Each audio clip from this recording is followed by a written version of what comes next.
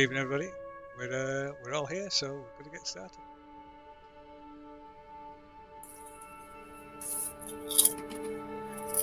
I mean, it could have been, but it didn't really give us anything to go on. No. I think we should just stay outside and just ring the bell constantly all afternoon. Just proper stick against it. It's probably not connected to any bell or anything. He might have randomly seen you out of a window. So, Maybe. for the benefit of all those people at home, including us, does somebody want to give a refresh where we left it? We hung around the village for ages. Everybody's a cultist in that village, we decided, didn't we? Part of the cult. Yeah, they're all in. They're all in on it. The church is the headquarters. Yeah.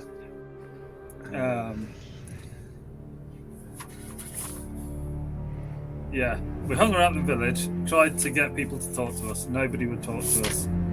We got the remainder of the inscriptions off the obelisky fellas. Nobody would talk to us. Whoa! It's alright. Music suddenly came on in my head. Nobody would talk to us again. We went to London. There you go. And we contemplating whether to and then we were a house. Yeah, we were making preparations to go and give Bacon the benefit of. Yeah. Oh, and you've bundled off Delia and her mother to some relatives somewhere. I mean, she does know I'm married, doesn't she? You weren't giving that impression. I think that's first we've all heard that. Yeah, I'm married and I've got 5 kids back at home. In the attic. Yeah, they're not my kids. In the what was that? They're in basement. What was that? I heard they used to call disappointment room. What's that? Like rich families, like sort of really well-to-do families, they had like what they call disappointment rooms, where they put, sort of family members that were maybe mentally ill or physically deformed, or there was some embarrassing in some way, and so they they kept them up in the attics and they called them disappointment rooms.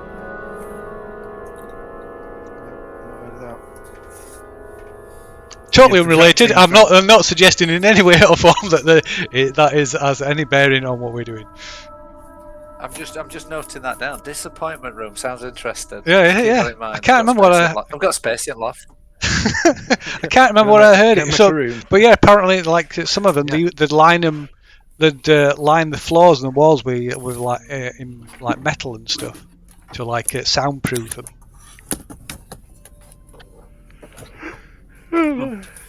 Sounds like a safe room. Yeah. In 30 seconds. You what? Sorry. Back in 30. Oh. Seconds.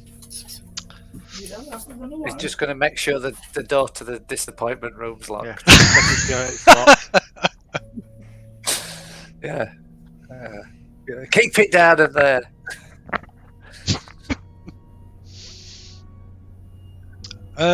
So yes. So yeah, we were back in London, weren't we? What time is it? We left it at outside Bacon's shop, didn't we? Yeah. It was, I believe so. It was afternoon, wasn't it? It is. Yeah. It's just after 1 o'clock in the afternoon. Can we roll our luck? You can. Sort of a session. Yes. Here comes my first failure of the evening. You need it to be failure. Well, yeah, as in I succeed. Oh, unfortunate. See, true. Like I said, let's not break the habit of a lifetime. 9. Look at that. Oh, come on. Come on. God's sake. Why?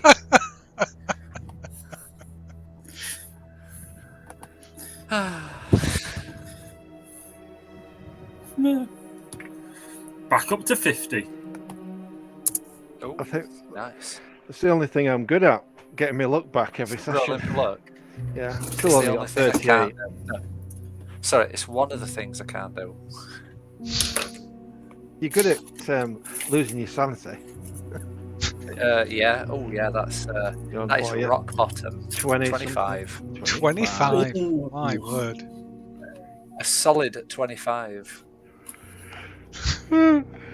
So, So yes, you're stood out on the cold, snowy, wet and icy streets of, was it Liverpool Street? Not Liverpool Street. Or is it Yeah. Liverpool Street? I think it is Liverpool Street, isn't it? Where the shop is. I mean, if he's not going to come to the door, do we try again in the evening, or are we just going to try and gain entrance by? Well, I don't think he's going to do anything at evening. No. So And I think you said it, Gerald. We might, if there's a light on, we'll know he's in, won't we? In the unless he's in his sinister attic or his basement Or his cellar, in his lair. could be. So I was wondering about if it's only 1 o'clock, maybe we should go to the police, because I could give a description of Coombs, and I'll say Coombs as good as told me he murdered I forgot what the doctor. The doctor, and he threatened my life, and I can give them the name, the description. Obviously, I won't mention that I threatened him with a sawn-off shotgun. We won't talk about that. And I think we should really tell them about the murder in the asylum, with it being knife-based. And Alexander is the link with his with his father and his sister, and then the guy in the next cell getting stabbed. And I think somebody's controlling him, and that person, I think, is the nurse, and he's probably responsible for getting Coombs to knock off the doctor and threaten me.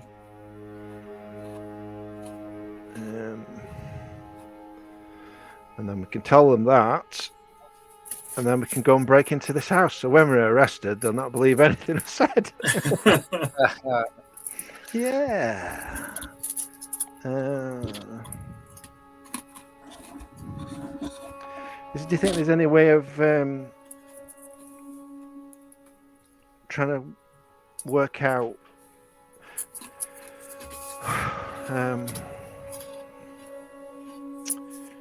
who's made those obelisks, where they came from, what drivers they used? I don't know if we can find that out. I mean, the Royal Society is a potential, because we've not been there yet, have we? No, that's where we did go, didn't we? Because he'd written a book. Oh yeah. Can't remember his name. Yeah, so you Yes, we did actually. Yeah. Yes, we did. Yeah. Quarry, was it Quarry? Yeah, Quarry. Quarry had written a book. So yeah, told you'd written a book. That was it. Yeah. I've slept since then. And Gerald read it. Yeah. So Quarry was studying for an MA in Anglo-Saxon while he was at Pembroke College. Yeah. That was it. He got his friend said he got no family, had he? So yeah, as far as they were aware, they had no family, no wife, no girlfriend. Would we know what? I would presume it'd be like upper middle class to go to university in these times. Well, I mean, I do believe there are such things as scholarships and stuff for like exceptional students, even at this time. But most like I believe the detective had something to say about that. It was I wonder if middle he's- class. Oh, I wondered if he was an Quarry. orphan and he'd got like a scholarship or something like that. But otherwise, you have to come from money, don't you? They usually buy your qualifications. Yeah. No, Quarry was upper middle class apparently. Probably killed his parents. I think they all were. Yeah. Well, all these weird occultists. It's I say that jokingly. Alexander may have killed his father and sister, so maybe it's worth looking into his what happened to his family. But I am now going to pop away for 10 minutes, so I'll let you decide what you want to do. I'll be back in 10. Mm-hmm.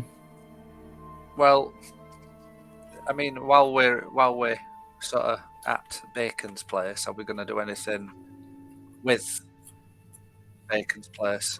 What's next door? What's next door? So let's say they're resident. The ones immediately either side are residential, but there are, like I say, it's quite a well-to-do area. There's quite a few other businesses. There's probably other like antique shops and that kind of establishments.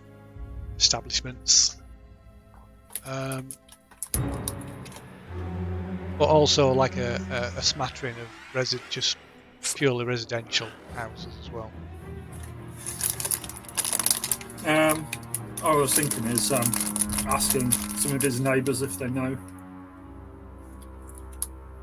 anything about him. Yeah, can we knock on? Can we knock on next door? Yeah. Okay. Right. Yeah. See if there's everybody in. Fair enough. So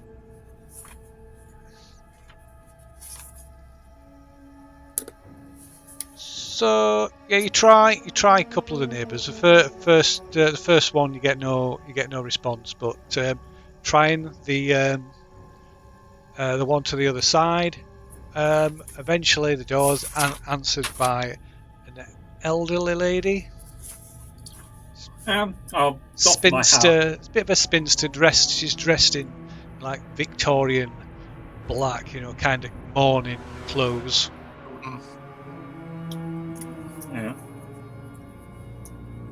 Yeah. I'll doff my hat to her and I go, good afternoon, ma'am. My name's Alexander Roby. I'm a bookseller. I was trying to deliver a book, and I'll take the book out of my bag. Just generally gesture it about to Mr. Bacon next door. Do you know if he's in? Because he's not answering.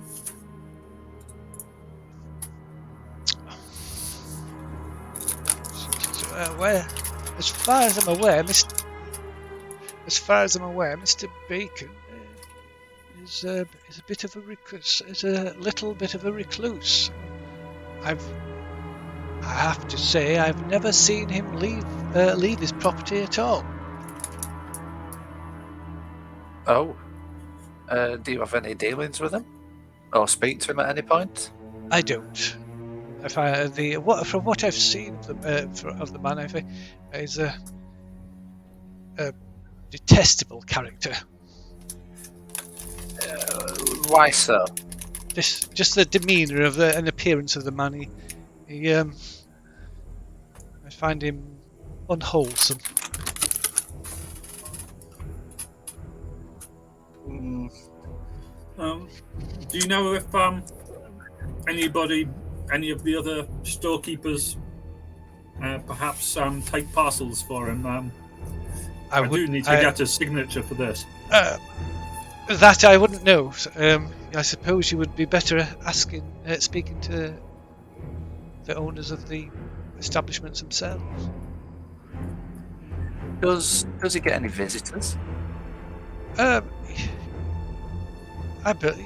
Or do you hear anybody? There are calls. I have on. I mean, I don't sit watching the comings and goings of the street. I'm not some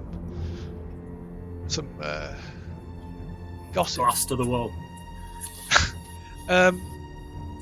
But yes, there are callers at business from what I can tell. They are by appointment only. Oh. Any idea how to get an appointment? I'm afraid not. No. Could we maybe come in and dig a tunnel up from your cellar? Right. She looks at you strangely and says, "Well, it's interested speaking to you, sir," and she closed the door. Good evening, Mr. Pirate, sir.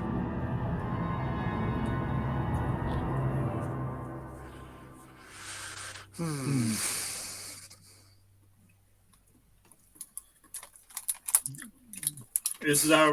Did you say there was another antique shop? Yes, so there's probably, like I say, it's kind of quite well-to-do street, quite well-to-do area. The kind of that's the kind of businesses that are on this street, yeah. So to second-hand bookshops, antique shops. You probably, you might even be familiar with some of them to some degree. Might as well go into one, I guess. If there's one I recognise. Yeah. Well, like I say, you've probably... And they've maybe done business with. Waterpipe maybe recognise me. There's probably at least one or two that you've maybe done business with, or you just through the business.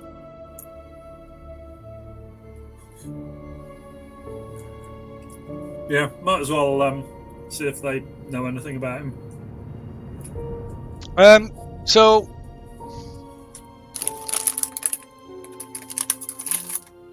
yeah, you pretty much get the same story that the Bacon seems to be a recluse.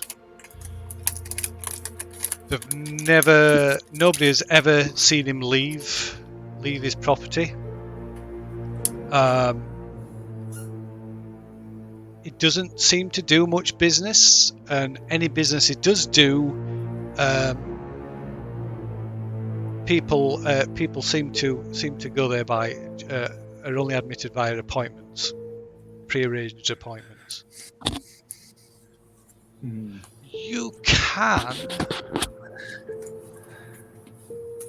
can make a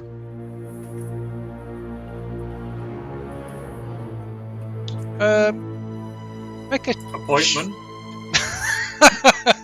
You can make a charm or a persuade roll, perhaps, while you're chatting to one of your this bookseller that you have some familiarity with. Oh, look at that! Wow. Okay, so they say that they tell you that on one occasion when they were working late, and been doing a bit of stock taking or something, and they were shutting up shop. They noticed it's probably late on into the evening, about 8 o'clock in the evening, and Bacon was receiving a number of visitors. Probably as many as 8 or 10 people arrived at his shop, with some together in a group, some individual, sort of individually, but all within a short period of time. How long ago was this? That would have been maybe maybe 6 months or more ago. That, like I say, we just did one occasion when they happened to be, kept behind. Oh, so it could happen more regularly. Possibly.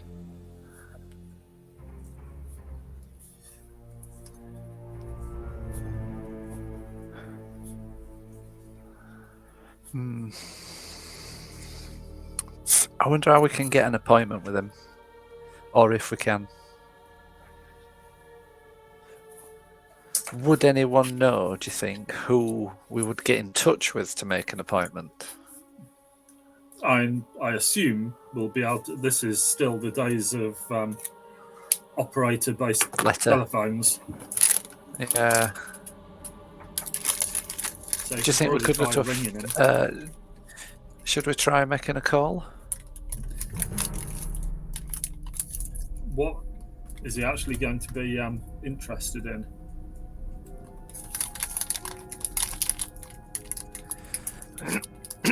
We could pretend to be the farmer. Could do. Yeah, we could bring up about the stones. Ring about the stones and his horses.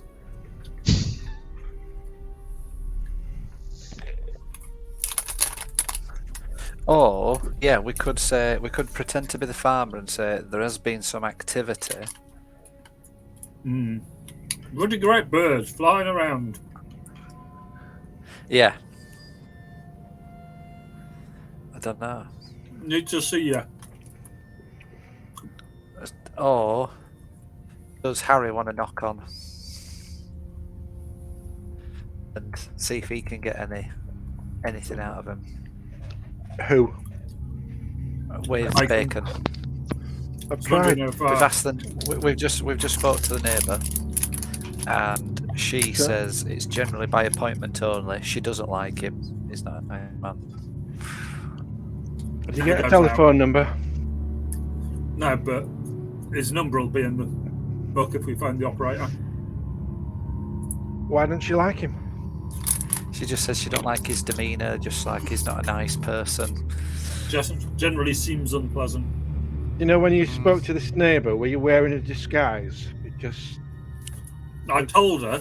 We're going to go back tonight and... I told her my name was Alexander Roby. He did ask if you could dig a tunnel through in a cellar as well. Yeah, so how would you feel about if we smashed through your house wall? I did say that a bit. No, just go into attic and through attic. It'd be a lot easier to get through. And to be fair, there might not even be back then.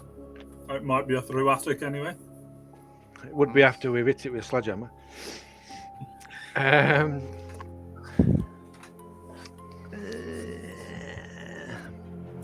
But yeah, we're just wondering. Well, we've got the afternoon to kill, so we could try and find his, get his phone number and maybe phone him. Yeah. But do you want to knock on the door and see if you can get any answer from him, or? I tried ringing the bell, didn't I? Couldn't get. Oh yeah. Oh, he did ring. He did ring. Didn't answer. Didn't answer. Could give it one more go before we leave. We'll hide around the corner. Yeah. Again. Yeah. Turn this music off. It keeps going back on. Yeah. Okay then. So I'll give it one more go. Okay. I'll probably let it ring a lot longer this time. Just hold your finger on the bell. Keep pressing it.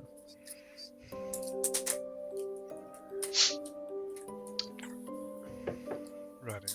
Okay, so you go back, cross over, back over the street, over to Bacon's shop, house. And again, ring the bell. Ring it 2 or 3 times. No answer.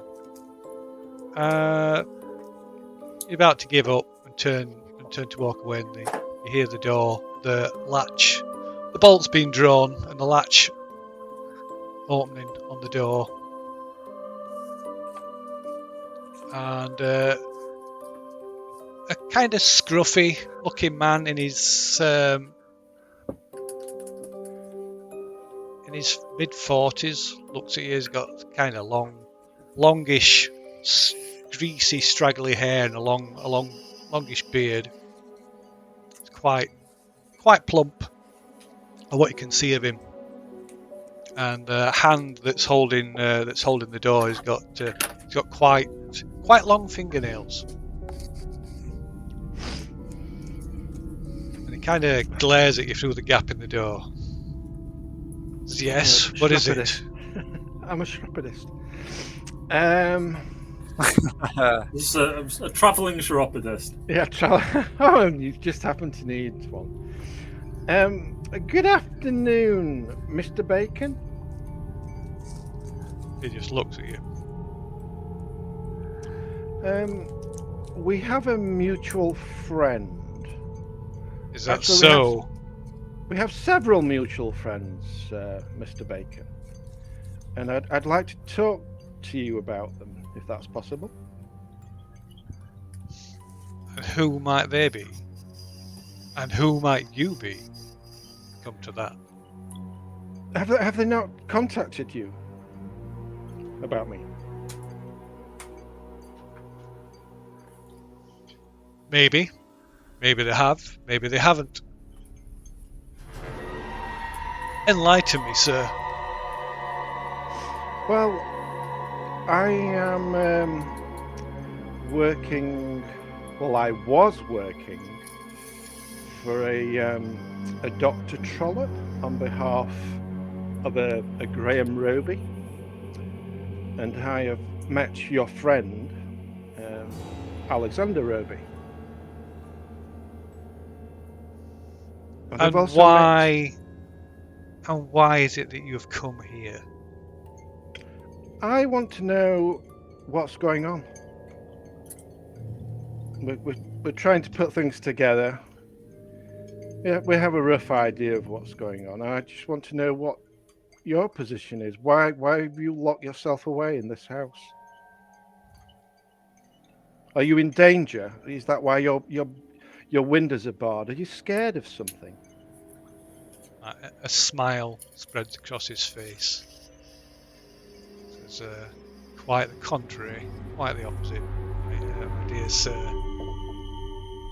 Do you perhaps have a card? Business card? Doctor? So you don't know who I am? Got you there. I'll take one. I'll take a business card out of my wallet. I'm on the opposite side of the lock gate, aren't I? You are. So I'll entice them to come to the lock gate to come and get the card.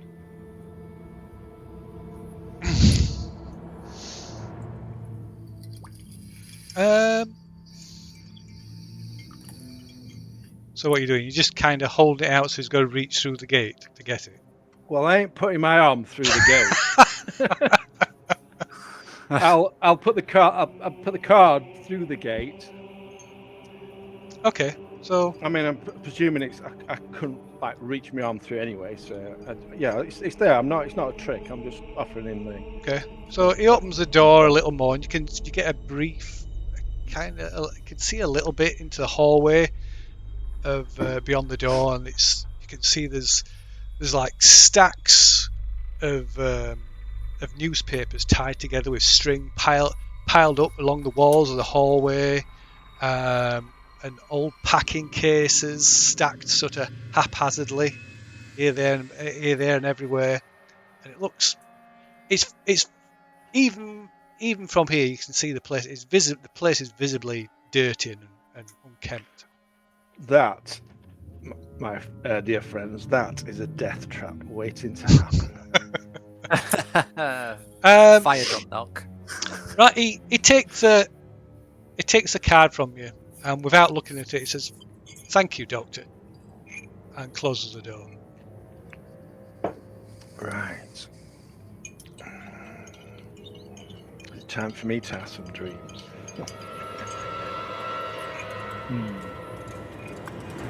Well, he's living in a death trap. So if you post a match through his door, Anyway, I imagine the entire house is probably like that.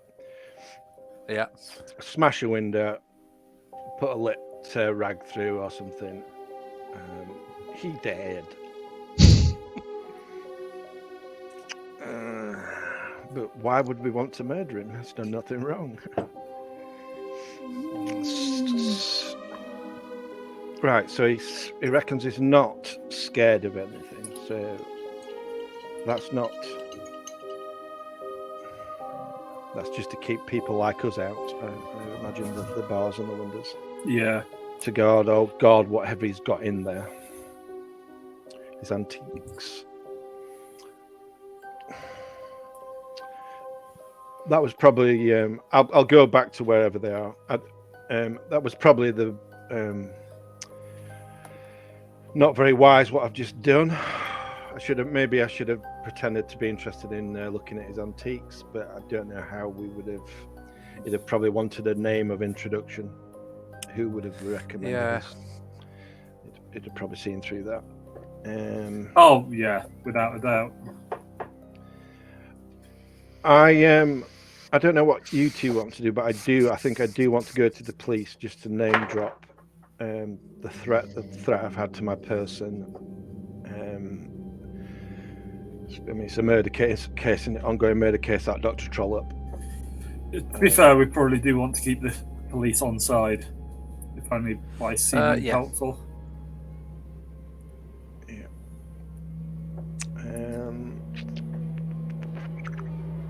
Yeah. Yeah.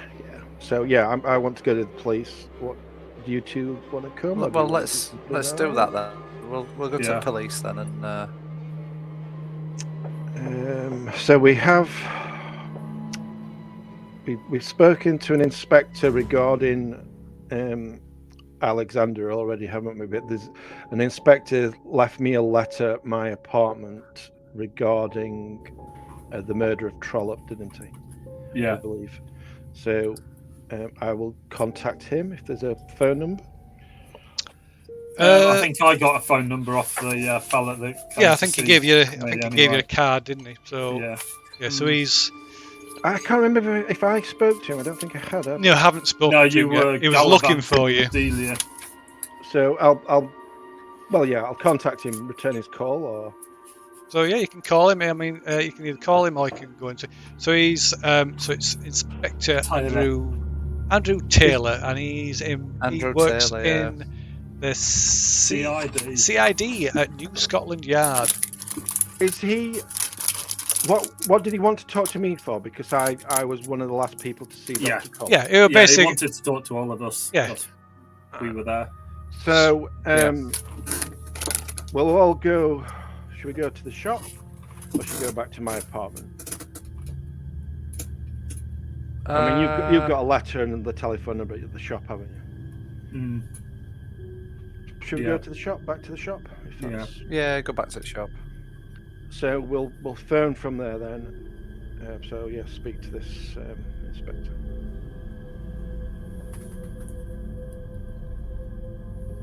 Okay. Is it Inspector Taylor? Yeah. Inspector Andrew Taylor, Detective Inspector. So you return to Gerald's bookshop then, are you? Yeah. Okay. So if it's not being burnt down. I didn't like the way that he was clarifying that. So let's say about half an hour away. So take about half an hour.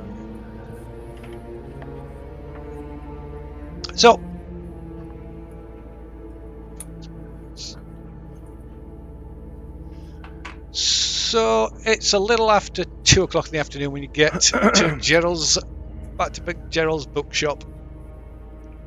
Surprisingly, as usual, there's no queue of people waiting to go inside. You need a website. Yeah. A what site? Sounds like some newfangled technology. There's lots of webs. Yeah. Cobwebs. So yeah, gonna phone the inspector.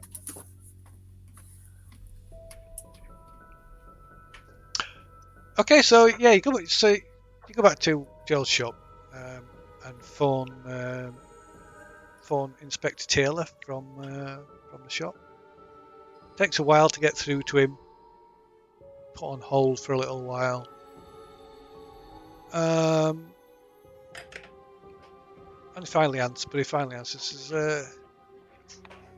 Says yes. Is that Dr. Bancroft? I've been wanting to speak to you, Doctor. Oh yes, I've been meaning to get back to you, but I have been rather busy, and I do have some information to pass on. Quite important information. I've had a gentleman threaten my life. Do we have his? I know. Do we have his first name? Is it just Coombs? No. So a gentleman by the name of Coombs approached me outside. I'll give the name of the hotel, and he threatened me to stop investigating a current case I'm working on. And he said, or I'd end up like Dr. Trollope, and he threatened me with a knife. And I can come down to the station and give you a description. I can take that over the phone if that's all right. Would this be the same gentleman? It's a tall gentleman. I did read in the papers. There was two gentlemen involved in the stabbing. I presume this was the taller of the two. And I do in the. I'll give him a briefing of what I've been looking into at the asylum with Alexander, and this gentleman is actually an acquaintance of the person I've been seeing at the asylum. That's how I know his name. That's all very interesting, Dr. Bancroft. I assume this is the same person your two friends were referring to. Have you mentioned this guy before? Yeah. Yes. When he came round when he came round and spoke to us at the shop. So something I don't know. My two friends might have mentioned to you the case with Alexander Roby. Something strange is going on. I was asked by the family and the family's doctor, Dr. Trollope, to look into what happened. Well, not what happened. What's going to happen? There's talk of Alexander being released into a less secure facility, and I was asked down there by the Dr. Highsmith. I was actually employed by Dr. Highsmith to look into Alexander's sanity, but I have actually sided with the family who don't want him released. I believe somebody is controlling Alexander, and that same person has sent this Coombs and had Dr. Trollope killed because he was going to stop Alexander from being released, and I think he's had him murdered, and I'm kind of next in this person's sights. He's trying to warn me off. So do you have any evidence to back up this theory? Yes, the man came up to me and threatened me with a knife in my face. So you said. So every so often he sort of asks you to like pause and to repeat things, and he's obviously making notes. So I'll give him as good a description as I can of Coombs. And then I'll also mention that the thing that's really strange is that somebody's pulling Alexander's strings. Is in control of his.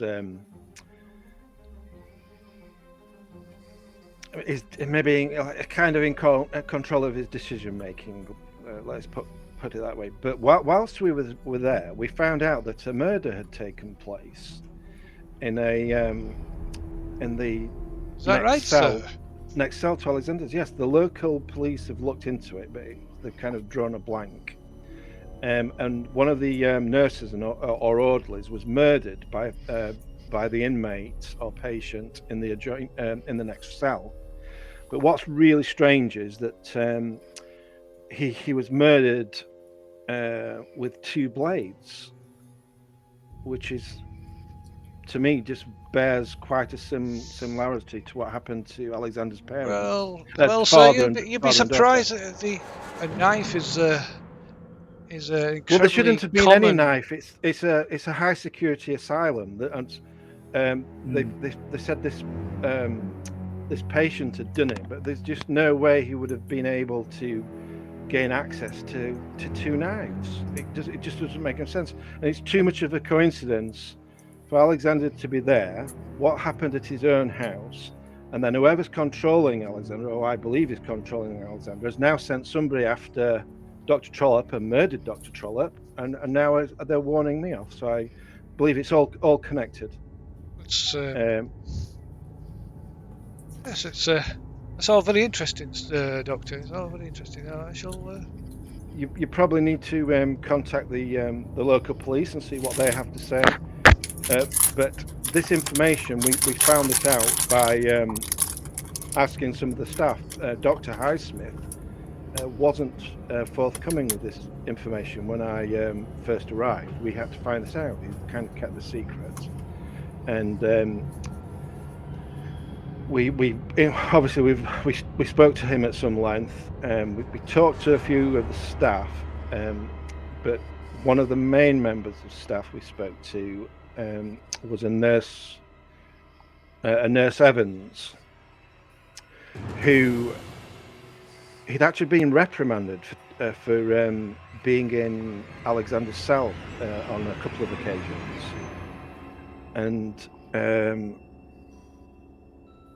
we did interview him, but I didn't I couldn't pick anything up when we interviewed him, but he's my prime suspect, just because he was caught in this with Alexander a couple of times, and before we departed, he told us a blatant lie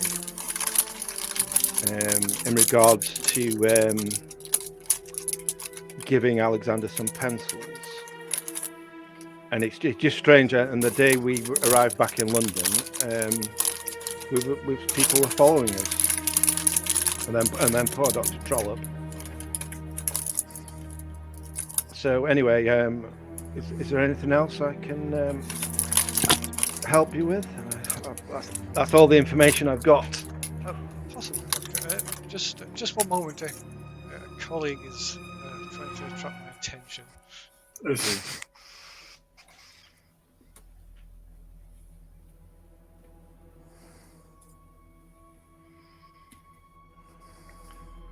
Another useless policeman.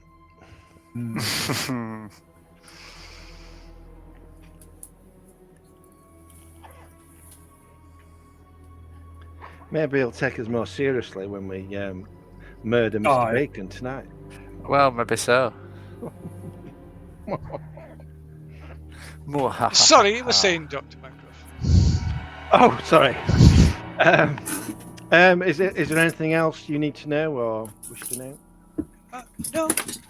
If you need me to come down to the station and give you a statement, I am on rather good terms with Alexander's brother, so I may be continuing my involvement. So I presume our friend Coombs may try and pay me another visit. Well, as I said to your friends, if I would strongly advise if you see this man again, to alert the nearest constable. If I was to need to contact you, Doctor, would I be able to contact you at your home? Yeah, I'm moving around a little bit at the moment. You can drop something off at my home, or I'll give him the address of the bookshop. Yes, I already have your friend's details.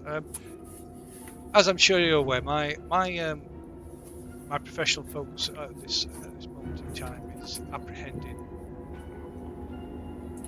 the murderer of Dr. Troll. But all this information is very interesting.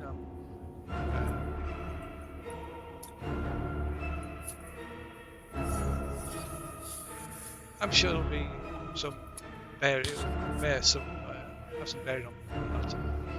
Well, the fact that we've given you a name, a description, and he'd got a knife, which I know he hadn't. Yeah. With that, but he had a knife, and he said the same will happen to you if you don't keep your nose out. Yes, it's very useful to have confirmation of the suspect's description and name. And a name. Yes. A name. You don't think you could maybe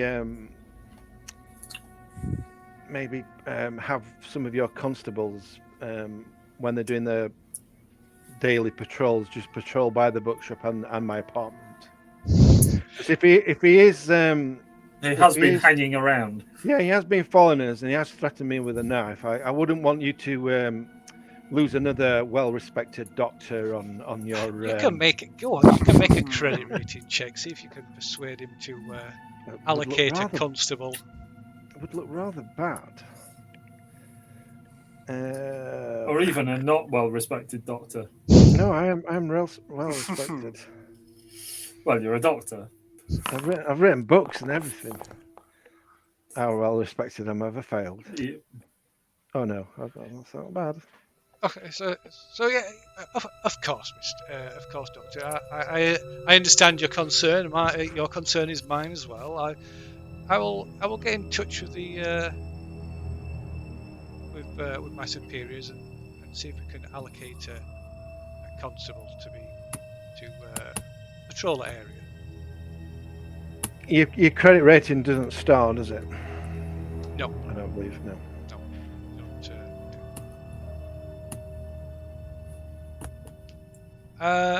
So, unless there's anything else you...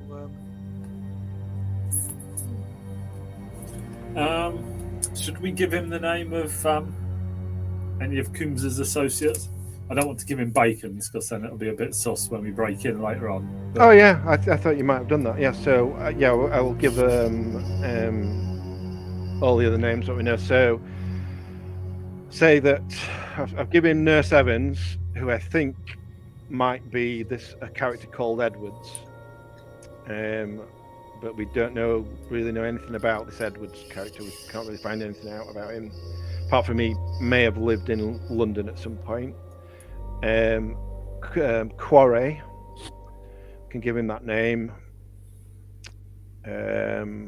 What other names? So we're not mentioning Bacon. Quarry, Edwards, Coombs. Who else did we have? Well, that right. Quarry, Edward, Coombs, and Bacon. Yeah, that's it. Yeah.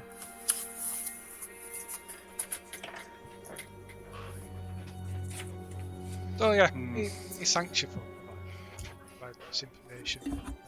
Again, he reminds you that his main focus is apprehending this Coombs character and his possible accomplice.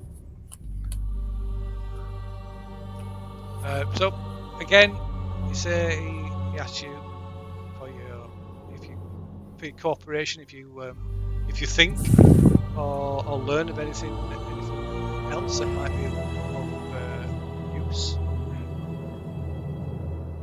And unless there's anything else, he ends the conversation. Okay.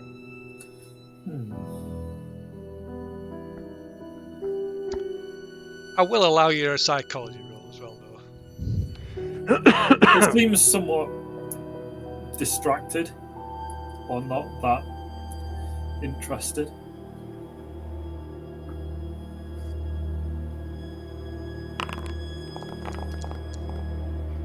Okay, well, probably you would probably agree with Gerald's assessment that although he's clearly interested in what you were saying, and he was quite obviously making notes, you get the impression that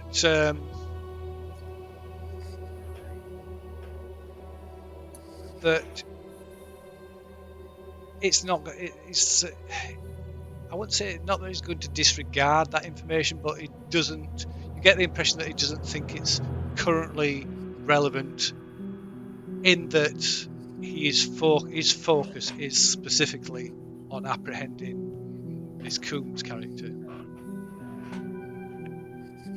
Well, that's fine by me, because that's what I wanted to apprehend him. So he's not going to threaten me again. What I could do, we could contact Alexander's brother and see if he can pull any strings. I can't remember. I know I spoke to him recently, but I don't know if that was before or after Coombs had threatened me. I think it was before, wasn't it? Yeah, I don't think you spoke to him since that incident with Coombs was just a day or two ago. Yeah. I don't want to role play, but I said I'd keep him in the loop, so I'll just say that. Might even leave a message with the butler just to say that I've been threatened by the person I believe has murdered Dr. Trollope, and just leave the name with the butler to give to Graham, and maybe Graham could. I'll probably say that I don't think the police are taking it as serious as they should, maybe, and he may want to pull some strings if he's able to. So Graham has the name Coombs. Okay. And yeah, what we do now.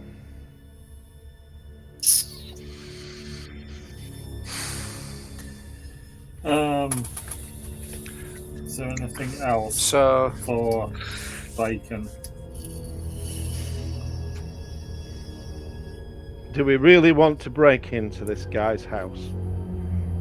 I don't see how we can. See how we can actually break into it if it's like a Fort Knox. We could burn him to death, but do we want to murder somebody? Probably not. But what are we gonna? The other thing is what are we gonna gain breaking in?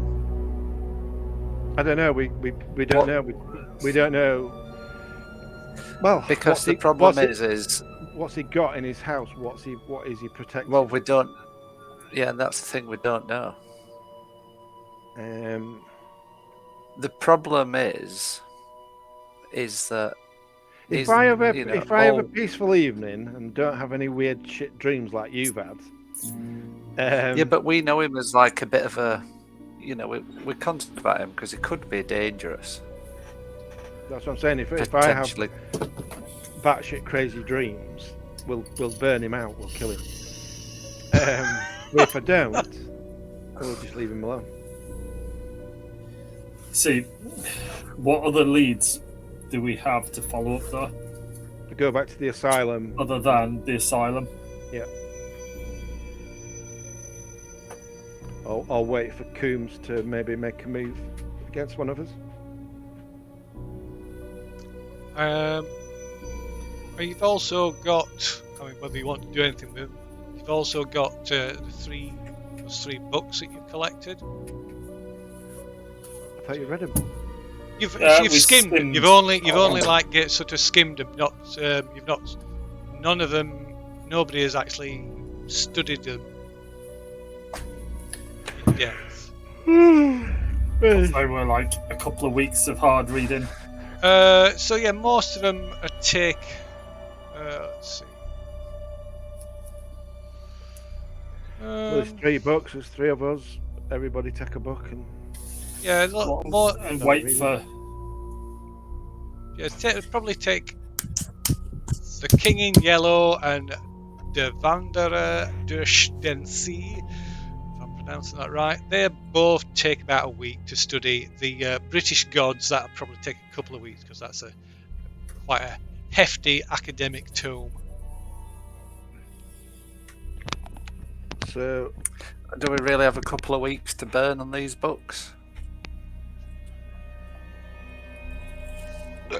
Well, there doesn't seem to be any time pressure on, as long as Alex isn't getting released. I mean, regarding books, you're not. You can spend. It doesn't mean that you spend 20, a full day for a week, every minute of every day for a week to study it. Yeah. well, we'll start reading those then. Yeah. Does anybody speak German? No. Nope. So there's only the German one. There's only certain passages that are in German. Yeah. You've been able to. You can quite easily. I mean, obviously, it's not as straightforward as if you can read it, but you can quite easily. Google Translate. You can quite easily translate it with a English-German dictionary. I'll read the hefty one if nobody else wants it.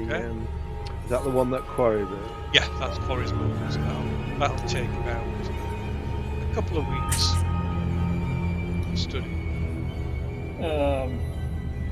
Which one is a decent library use going to be most useful for?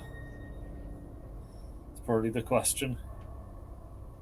With cross-referencing and shizzle. Probably the Wanderer Dutch. Okay. I'll take that one in that case. Have we got time to teach our actor friend how to actually read? I'm more than capable. Gerald, I can read with scripts. Your finger. I'm very thorough. I mean, is that who you want to assign to each book? I mean, the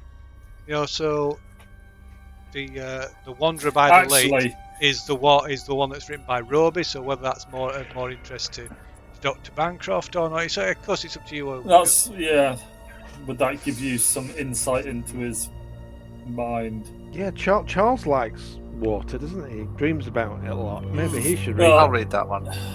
Out of character. While you're deciding that, I'm just going to let Mr. Binks out of the room. I'm actually wondering whether it's a good idea letting Charles read any books, considering his sanity is like 20. Yeah. I mean, it could tip me over the edge. It's only reading a book. It'll take his mind off things. It will literally take his mind off. Take his mind off. Yeah. To other worlds. Anything. Yeah. Excellent. Well, if mine's going to take 2 weeks, you can read the others, Gerald. Yeah. Yeah. You can have a double sanity. I'm just thinking. Giving Charles the King in Yellow to read is probably a terrible idea. You're probably not the best book to give it to read. I can just feel a D20 sanity hit looming on a man with 20 sanity. Yeah. And knowing my luck, there's only one thing I can roll. Yeah. Just seems slightly dangerous. So yeah, I'll take both of them if you want. I'll throw myself under the bus. Excellent. And you can be dormant. Yeah, make tea. Go to Greg's. Yeah. Who's Greg? He makes a mean bacon sandwich. I thought it was Mrs. Smiggins' bar shop. I will go visit this. Visit this Greg character that you're talking about. I'm going to take the other two because we don't trust Charles to read The King in Yellow without going loopy. And Charles is going to be our level errand boy, keep us in bacon rolls and coffee. So we're going to spend the afternoon and evening reading the books. Oh, we're not going back to Bacon's, are we? Or are we? No. I think skip No. it. Just see what happens. I think it's a bad move. Like going near as it'll only end in disaster. I think.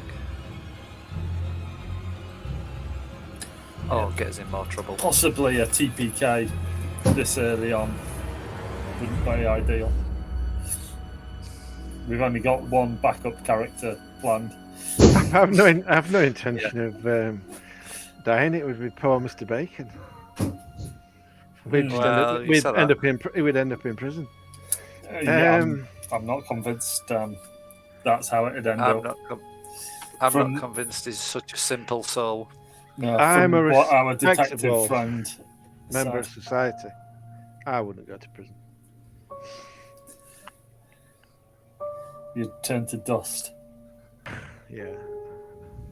Probably.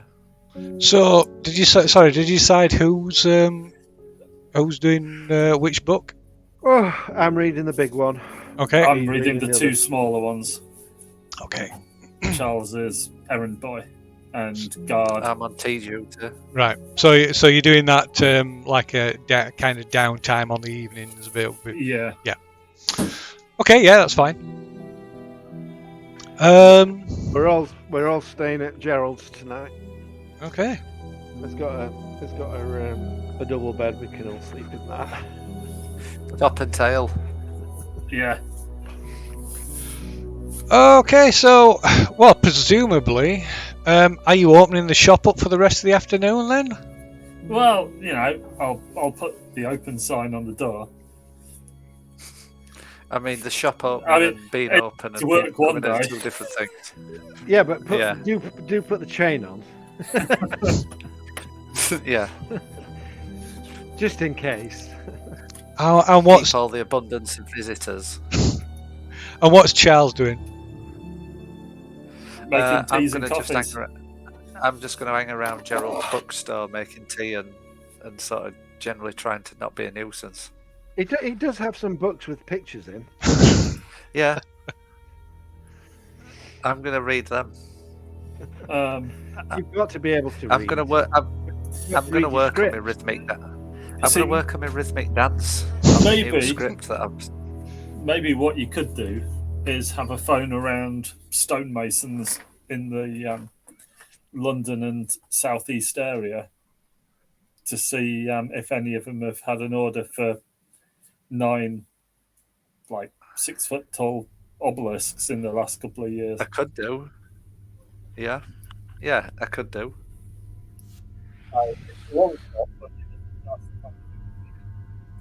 All right, I'll phone around. Okay. I can use a phone. Okay. So keep your eye on the window, out the window as well. So is that just for today, or have you got any plans for the next few days, or do you want to just what are you wanting to do? Well, I mean, that evening we need to know if Harry has any strange dreams. Or any of us, for that matter. Or any of us do, yeah. But yeah, I don't know. I'd probably send somebody to burn my apartment down. With your lady friend in it. No, she's gone away. Well, if that happens, we'll definitely respond in kind. Yeah. Okay, so should we just move to the next day and then you can decide what you're going to do and from there. Okay, so yeah, you for the first time. Is it the first time for a while? You pass a quiet night. Your sleep is undisturbed. Result. Oof. Apart from Gerald snoring. Yeah. Hush, Gerald. So yeah. All right, we'll have to stay here then for every night from now on. Seems pretty safe here. Yeah, stay here with the books. It's safe with the books. Yeah. So yeah, it's the morning of the 8th of November. Remember the 8th of November. Nothing will happen. So when is the hearing? When was the hearing? The hearing is on I think it's the 30th of November. 1 second. Jesus, that's miles away. Well, we've got ages yet. That's fine. You are supposed to be, well, unless you decide you're not going to, but yeah, you are supposed to be writing a report for it as well. That gives us that gives me about 2 weeks to read that book. And you can get a report done in. Yeah, so it's hours. So it's so the hearing's scheduled to take place on November the 30th at Hereford Magistrates Court. We've got plenty of time until then. Yeah, tons of time. Yeah, be fine. It might be worth phoning Dr. Highsmith. I mean, I'm presuming there's Dr. Troll's been murdered. I've read it. Yeah, I'm sure. No, I thought we'd tried to talk to him and he just fobbed us off as well. As far as he's concerned, he thinks I'm still on his side, doesn't he? Yeah, you've given no indication that you're not supporting him now.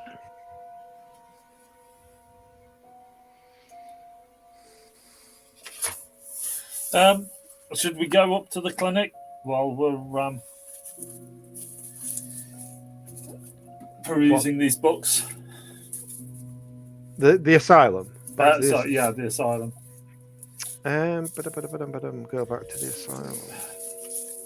And get a base up there, and it'll get us out of London and away from the immediate threat of Coombs, probably. Or at least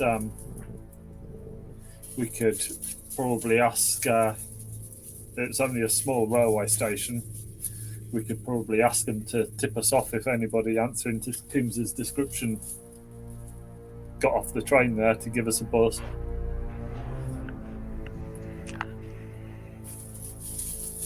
And then we can spend our evenings reading books and our days actually doing some interrogating people in the interrogation of dodgy nurses.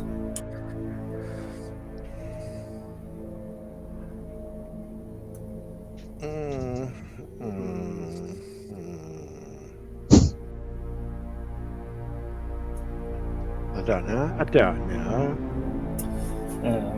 The only problem is, I think, if we go to the asylum, we sort of out on a limb. We are. We're quite a long way out. But the asylum is also the sort of the centre of it all. You could try talking to Alexander again, but I don't think there's much point. Well, we haven't said German things. Yeah. We could say German things to him and see if he fall asleep. See what happens. The hour of I don't know. Well, let's maybe just spend another day or two in London and see what happens. And see if Coombs comes for us. You mean? Or even if he's apprehended, he might get nicked. I like your optimism. Met police know what they're doing. They'll get him. They'll get their man. I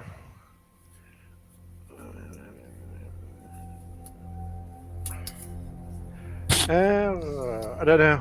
What else can we do? I can't think of anything else we can do, really. I'll say that's pretty much our options. That's what we need to look at is the asylum, the books, and other than like baiting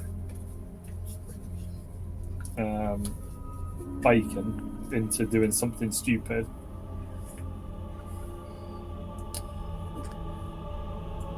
That's about it, isn't it?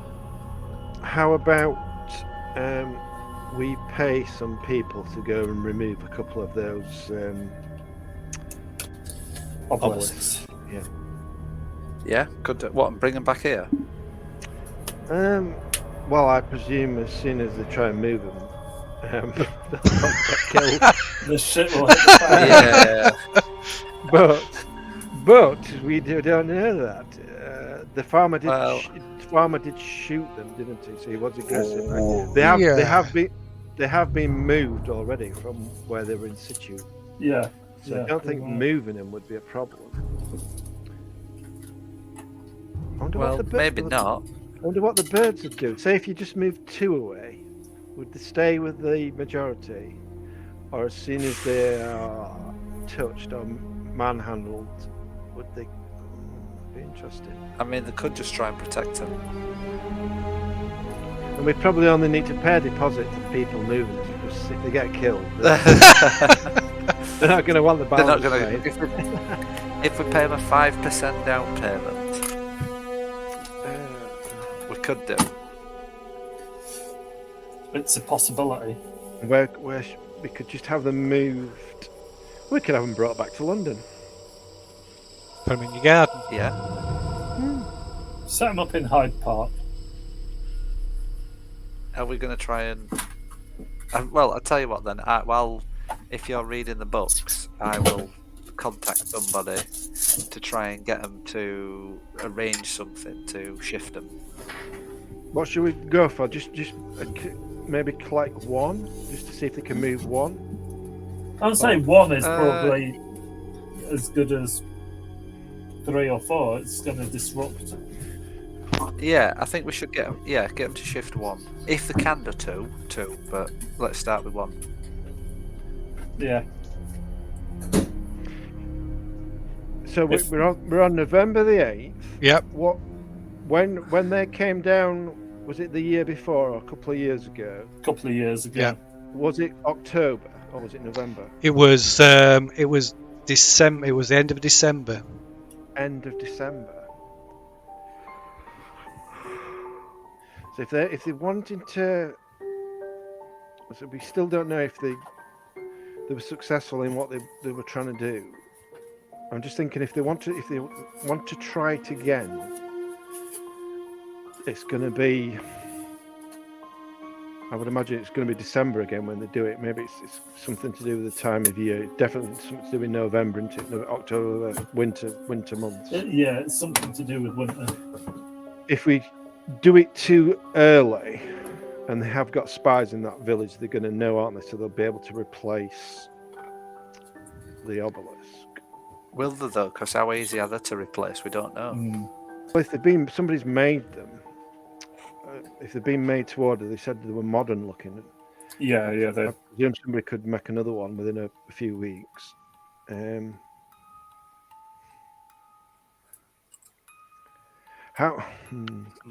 Might be better off just dynamiting. Okay, so you sat having this discussion in Gerald's shop. Gerald probably gets after you've had we got a customer eaten that morning. Well, I was just going to say, after you've eaten that morning, you probably go and open up, and turn the sign over, show that the shop is open. And as you're doing that, it's quite breezy outside. Again, it's snowing again, and a wet sheet of yellowish looking paper just like blows up. Sticks onto the wet window pane of the shop front, and as you go over and look, you can see there's hundreds of these yellow pieces of paper like blowing down the street and flutter like a flurry of them in the air, blowing down the street, up in the air. Must be hundreds of these pieces of paper. I'll go outside and grab one then. So there's I a say, yeah. what- So go on. Yeah. So Charles, you go outside and grab it. It's easy to get. I'm a dancer after all. Yeah. I can grab this. Dance, He cannot twirl. change my skills. Yes, it's quite easy. There's a few, there's a few people out on the street, of course, and there's a few people sort of curiously picking a sheet up and looking at it. And as you do, you see there is text in quite sort of ornate, sort of fancy acrylic writing. That's not right, is it? Italics writing. Handwritten on these pieces of paper in a kind of dark yellowish kind of ink, and it's already blurring and running on this piece of paper because it's all wet. But you grab a few, and they're all the same. They've all got the exact same writing on. And this is what it's got on it.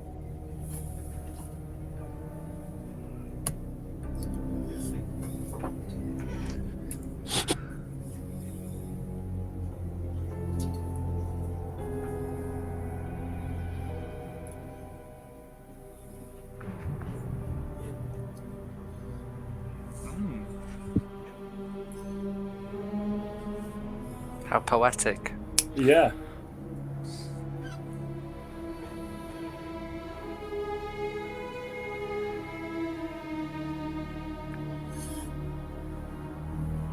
It doesn't really scan either.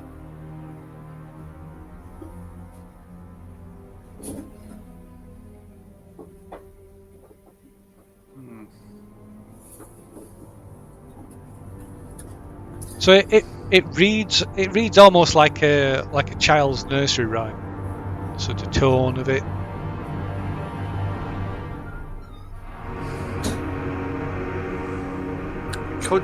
Can we, because of where winds blowing, sort of ascertain where these have come from?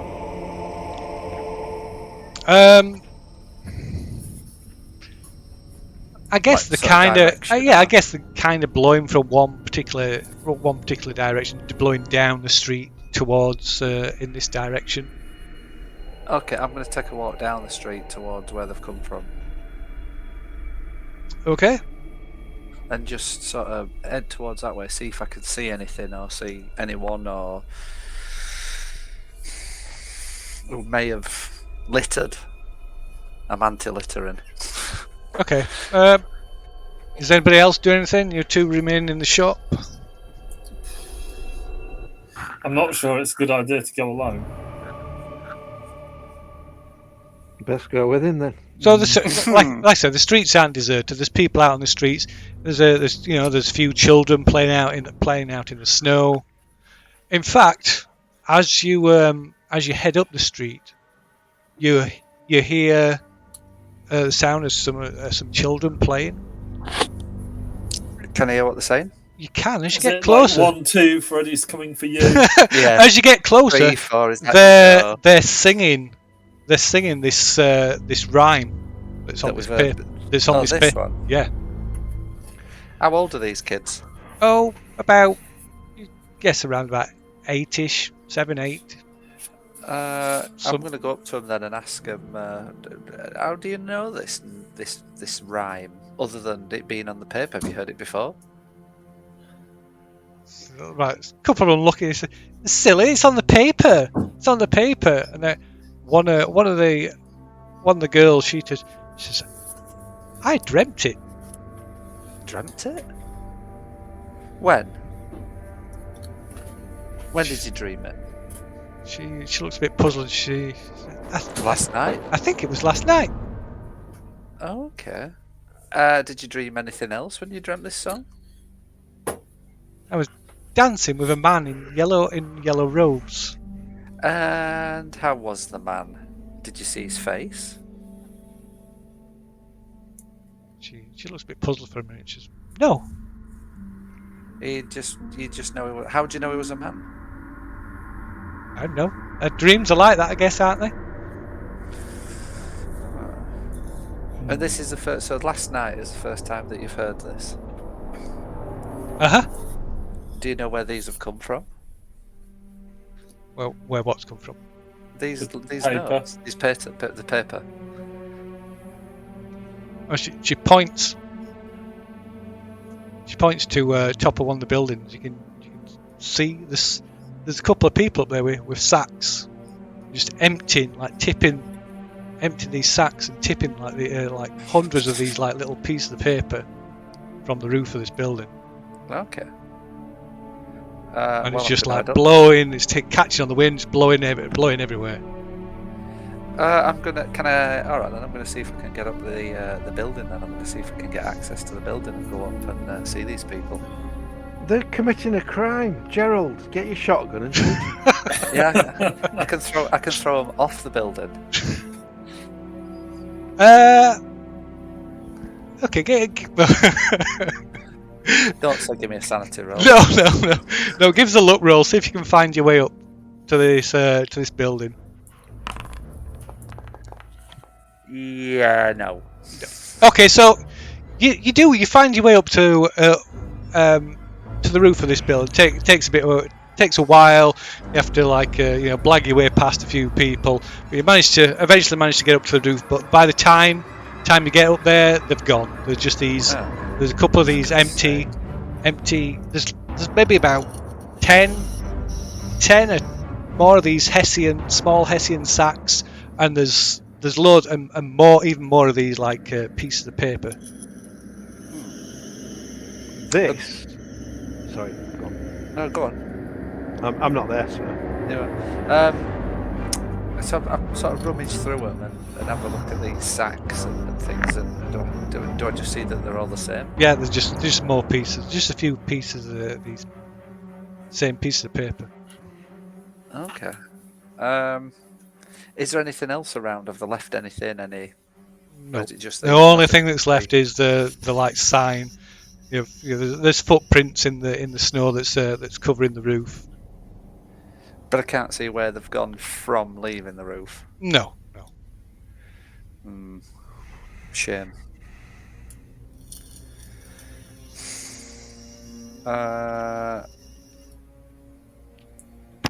Okay. Well, I don't think there's much else that I can do up here. Well, I kind of look down. I'll look over the edge to the street. Can I see anything? If I peer over, sort of the edge. So other than like people walking around the streets and these sheets of paper blowing everywhere, most of them have sort of are on the ground now and are just getting just stamped into the mingled into the where the snow and slush on the floor.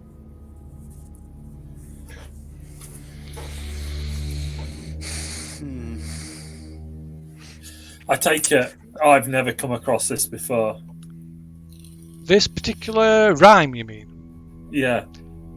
Not that you recall, no.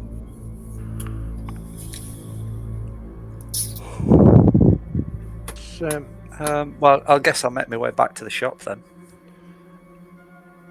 You could promote your business like this, Gerald. Good. Find a really high build. And fall off. And chuck a lot of throw books off it. Yeah. Throw 3 books at it. See, if I did that, I might get customers though, and then I'd have to deal with people. And... You'd have to interact with people. Last thing you want. No, don't fancy it. That last couple of sentences on this bit of paper. Are we thinking that crack is that manky hole at the top of the mound? Could be. Could be. See, we've come across this tattered king reference before, haven't we, as well? In The King in Yellow. Has it already bled?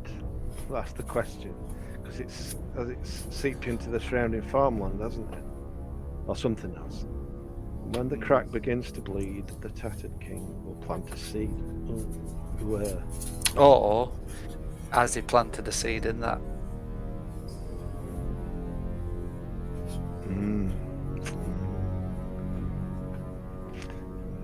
The seed.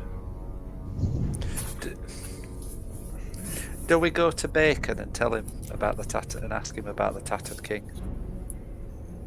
Oh, we've come about the King in Yellow. I don't think he's going to tell us. We could go back and see if he comes to the door again. Just phone him up. Yeah. Yeah. Can we find a phone number? So you search. Contact the operator, the local operator on the local exchange, but it takes quite a while. But yeah, he has no phone number. Damn it. He appears to have no phone. God, it's like the 1900s. We could phone the police and say we've seen 2 suspicious men hanging around. Out. They've we saw them climbing over the wall into Bacon's property. What, and hopefully police turn up. Yeah, and see what happens when police turn up. We could tell them that we'd seen Coombs going in. Yes. Yeah, somebody matching the description. The 2 men matching the description of the murderers of Dr. Trollope. Obviously we don't say who we are. We just put in that phone call. Yeah. Acting suspiciously, it looked like they were trying to gain entrance to his property. Well, what's that going to achieve? Not a lot. Just going to piss him off. No. Yeah, but if he's distracted, he's not trying to turn us into mummies. Well, suck the life I would have expected something to happen last night. Nothing's happened, has it? Apart from he might have killed my wife and 5 children. Yeah. Well, I've not got. But you can live with that. Freedom. Yeah, I've got a new wife lined up. Yeah, that's fine. My wife now. I don't know what we're doing. Are we going to go to the asylum?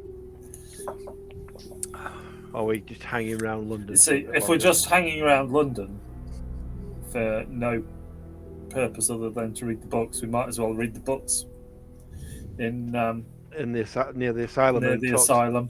Talk to Dr. Highsmith and Evans or whatever it is.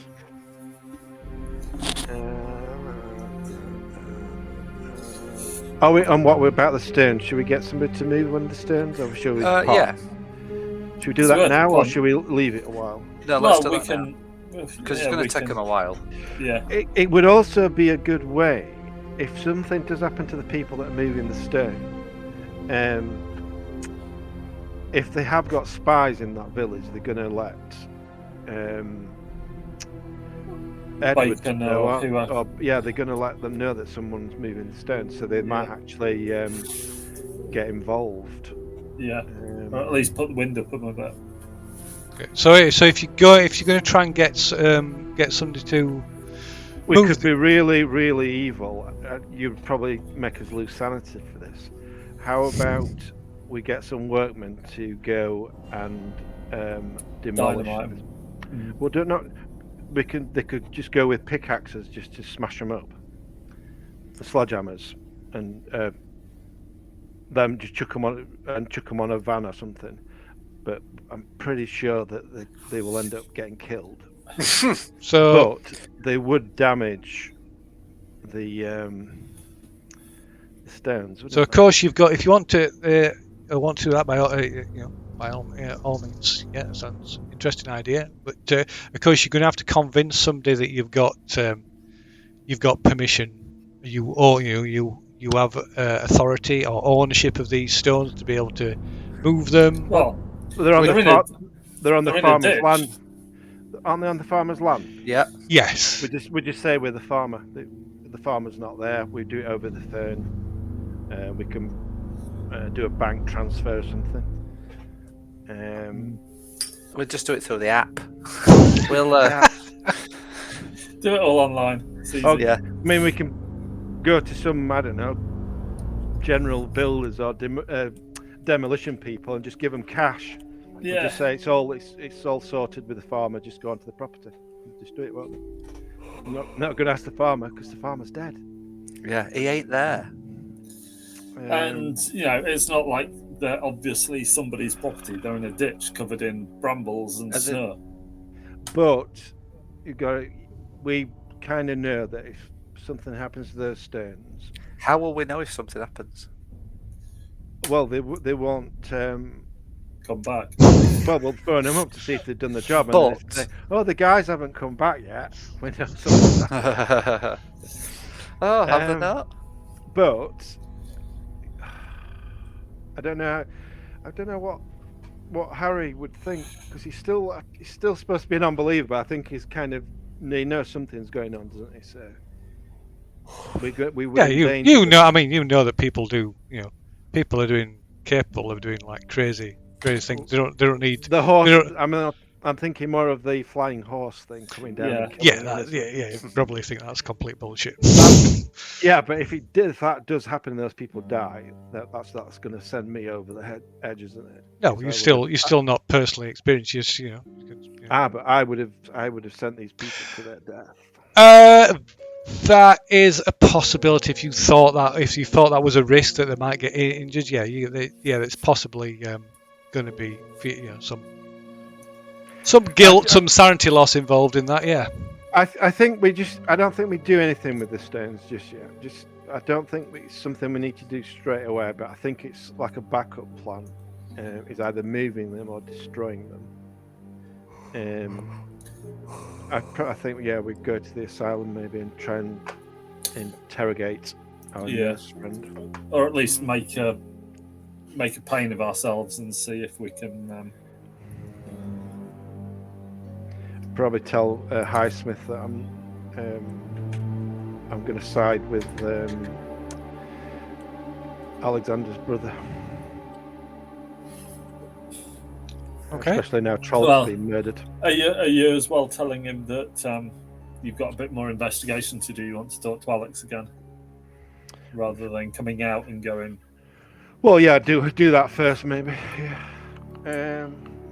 So is that a plan then? You're going to make the journey back to the asylum, back to Hereford.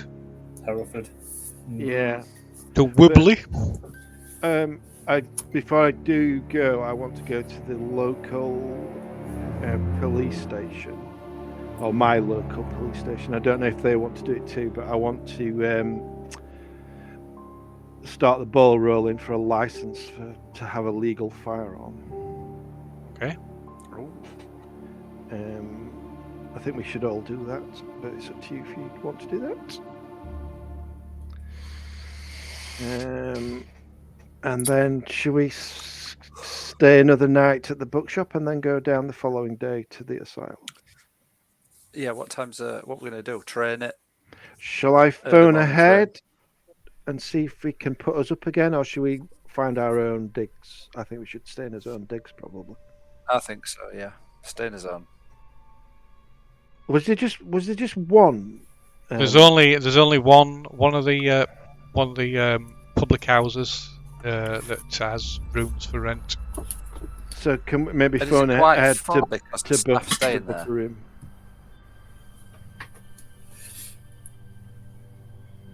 We know the name of the place, don't we? So if we phone ahead and book some rooms, so we don't turn up and freeze to death. Should we book them under somebody else's name? Mr. Smith. Yeah. Three brothers. So they don't. Yeah, we'll not use our own our proper names. Yeah. Okay. We'll have secret names. Larry, Curly, and Mo. Yeah, our special agent names. And whilst making the booking, if they do have room, I presume they have room. Yeah, I suppose if you phone ahead, they'll have be able to get some rooms at the inn. I have we're wanting to surprise an old friend who we believe is staying there. Do you have a client by the name of Evan staying with I knew he was staying there. Just want to know if he's still there. So they tell you that Mr. Evans and another of the Staff. another of the members of staff that were from the asylum that was renting rooms at the inn, at the pub, and no longer take rooms there. Do you know where they've moved to? Because we were wanting to surprise him. So they don't. Do you know if he's still an employee at the asylum? Yeah, as far as they're aware, they're still employed at the asylum, but they just took took residence somewhere else. Phone ahead and speak to Dr. Trollope and see if they've taken up rooms at the asylum. I wonder if he's bought somewhere or he's actually renting somewhere. But if we ask Highsmith, he might. I don't know, he might. I don't really want to tell him that we're coming in advance because it'll get out to Evans that we're coming. Well, he might be involved himself as well. That's true. I don't trust anyone. Book a room, then, and we'll make his own way there. Keep it under the radar. Yeah. So book a room, false names. Yeah. Okay. Spend another evening in London. Okay. Get us shit together, and then go down the following day. I will. I think I did say to Delia to phone me, but I'll probably tell her she needs to stay away for a few more days because I've got to go away. So, well, I don't know. I'll telegram. I gave her plenty of money, so she should be all right. I don't want her coming back and then going to my apartment and getting attacked by Coombs, or maybe worse still, going back to her own house or her mother's house and getting attacked by a dickhead partner. Well, we're not yet. So I'll just make sure she knows that we're not going to be in London for the next few days. Okay. So you're going to spend another night at Gerald's place, then? Yes. I will need to go to my apartment at some point before we go there to pick up some clothes, see if I've had any posts, which I probably have, see if my house hasn't been burnt down, and pick up my shotgun. Okay. So yeah. Your house is fine. There's probably quite a bit of mail, but it's all pretty mundane. There is a letter from Dr. Highsmith asking, not asking for any for an actual proper update, but kind of just like hoping that you're getting on well with your report. I presume this was written before Trollope got knifed. There's no mention of Trollope. There's no mention of Trollope in the letter. No, it's so that happened. So no, it's probably been posted after that. But there's still no mention of Dr. Trollope. No, don't mention Dr. Trollope. No, it's kind of officious. Just quite short. Just asking how you get, hoping that you're getting on well with your report. To remind you that the hearing is on the 30th of November. That you're not required to attend, but if you do wish to attend, to provide testimony, to let him know, and he'll make sure that arrangements are put in place so you'll be allowed to attend on an official basis. How would that work? He's on about providing testimony for him, for his case, for his side. Yeah. But if I want to provide it for the other side, for Dr. Trollope's side, Well, you just go and give your testimony, give your report. So I wouldn't have to go through. I wouldn't have to go through Graham or. No. Just go through to the court itself and just give my opinion. I mean, it's up to you. You could either just give your report, send your report to Dr. Highsmith, and just leave it at that, or like he says, you could actually attend and give your opinion. I said I was going to write a copy and give it to Graham. You did.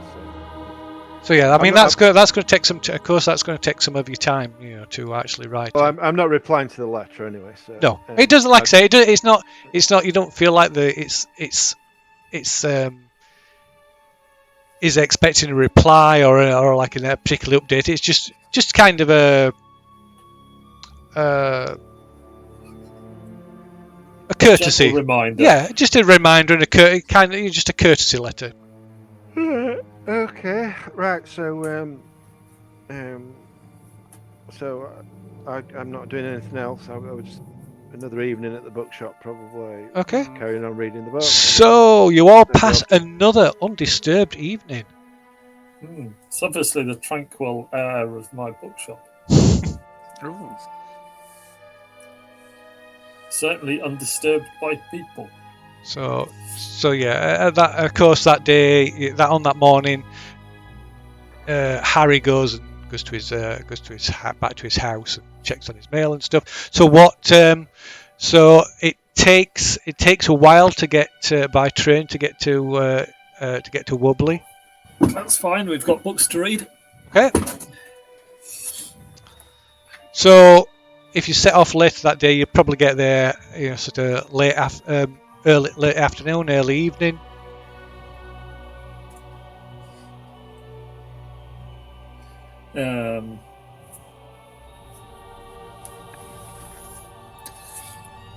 Can we make friends with one of the porters and slip him, a couple of quid to... Couple of quid, Jesus Christ! Ring us at the pub. I mean, this could be over a few days, so don't want to be too stingy. If anybody matching the description of Coombs comes this way from London, so there can't be that many people getting off the train from London. All right, so at the local station. Yeah. So the station is at Hereford. Actually. So you last time you came, the Dr. Highsmith's driver met you at Hereford Station and drove you the rest of the way.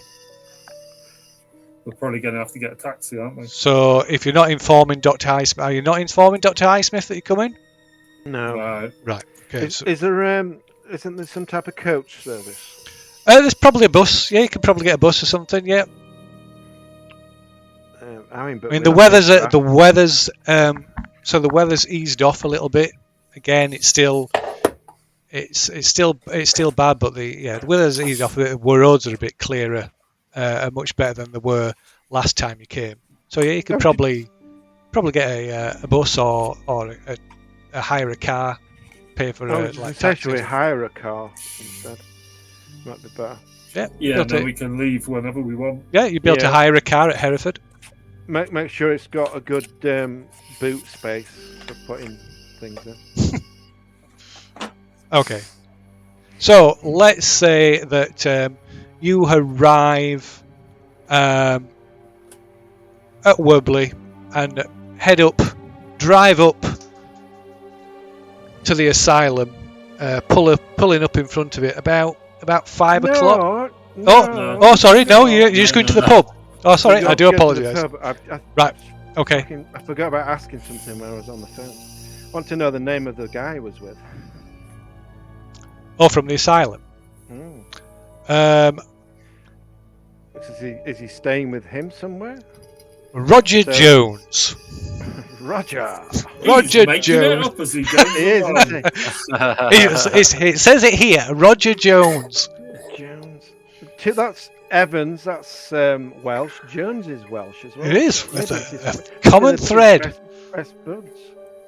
It's almost like we're near Wales. Yes. Roger. It is. It's almost like you're on the Welsh border. Roger Jones.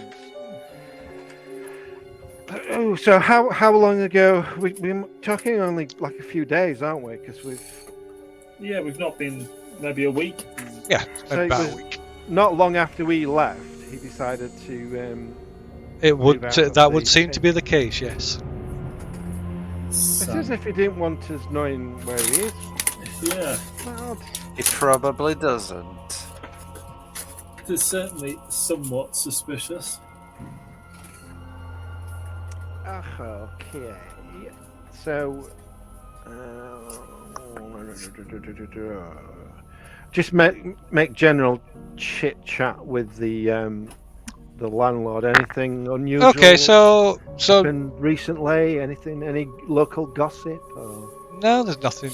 There's nothing untoward comes up. Nothing out of the ordinary. You do learn that that Evans is renting a house along with Jones in just over the Welsh border in Neath. That's interesting. Any there's not been any more murders at the asylum? No, there's not been no more murders.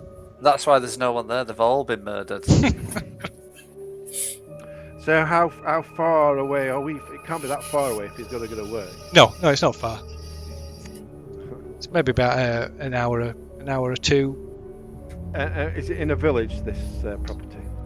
Yes, it's a small town called Neath, just over the Welsh border. So is that where we're going tonight then? So they don't know where. They just you just pick up from the landlord that he overheard. That's where he's gone. So he must have his own car. We could. The asylum it's set back from everything, isn't it? Yeah. So the asylum's about half a mile to a mile outside the village. I was thinking we could up on the hill. him after he's done a shift, follow him back to his house, but we'd just stick out like a sore thumb, wouldn't we? We don't know what his car looks like.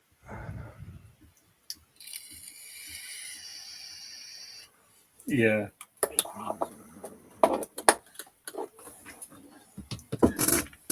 And if we ask around and it's a small village, word is probably going to get back to him fairly quickly.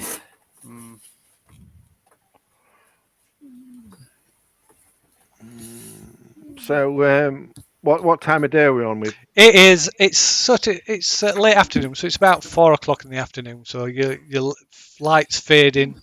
It's getting dark.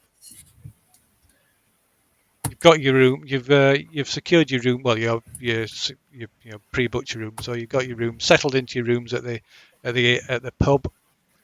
Can't remember the name of the pub. What's the name of the pub? we could still go to this place where he's staying, and we could just ask the locals what property he's renting, and then wait for him. But no, that if anything happens, that's witnesses, isn't it? No, we don't want to do that.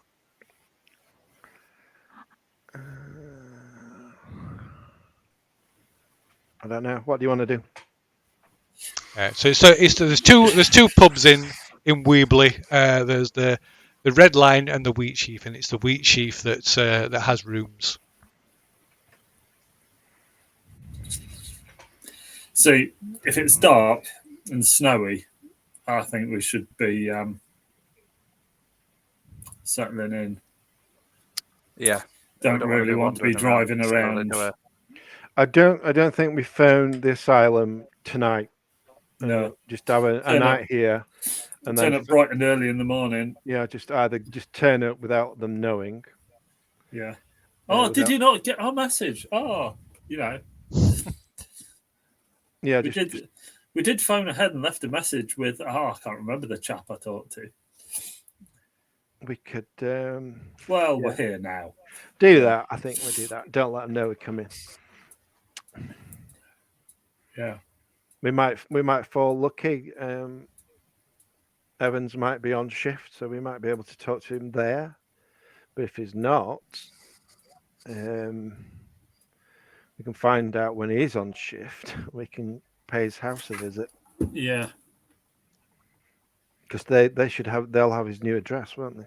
Most likely, yeah.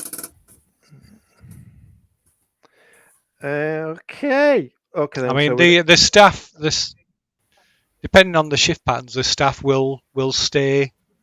They'll stay overnight at the asylum as well. Yeah. So we're just going to stay the evening in the inn. We're not getting up to anything.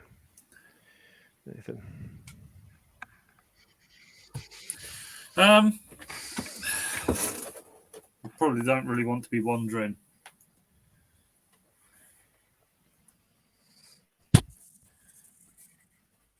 No.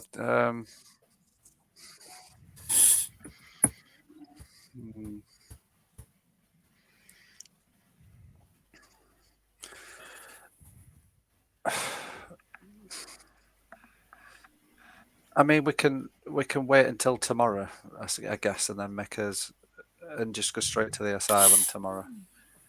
Yeah. So we do that then. Have a peaceful night. Yeah.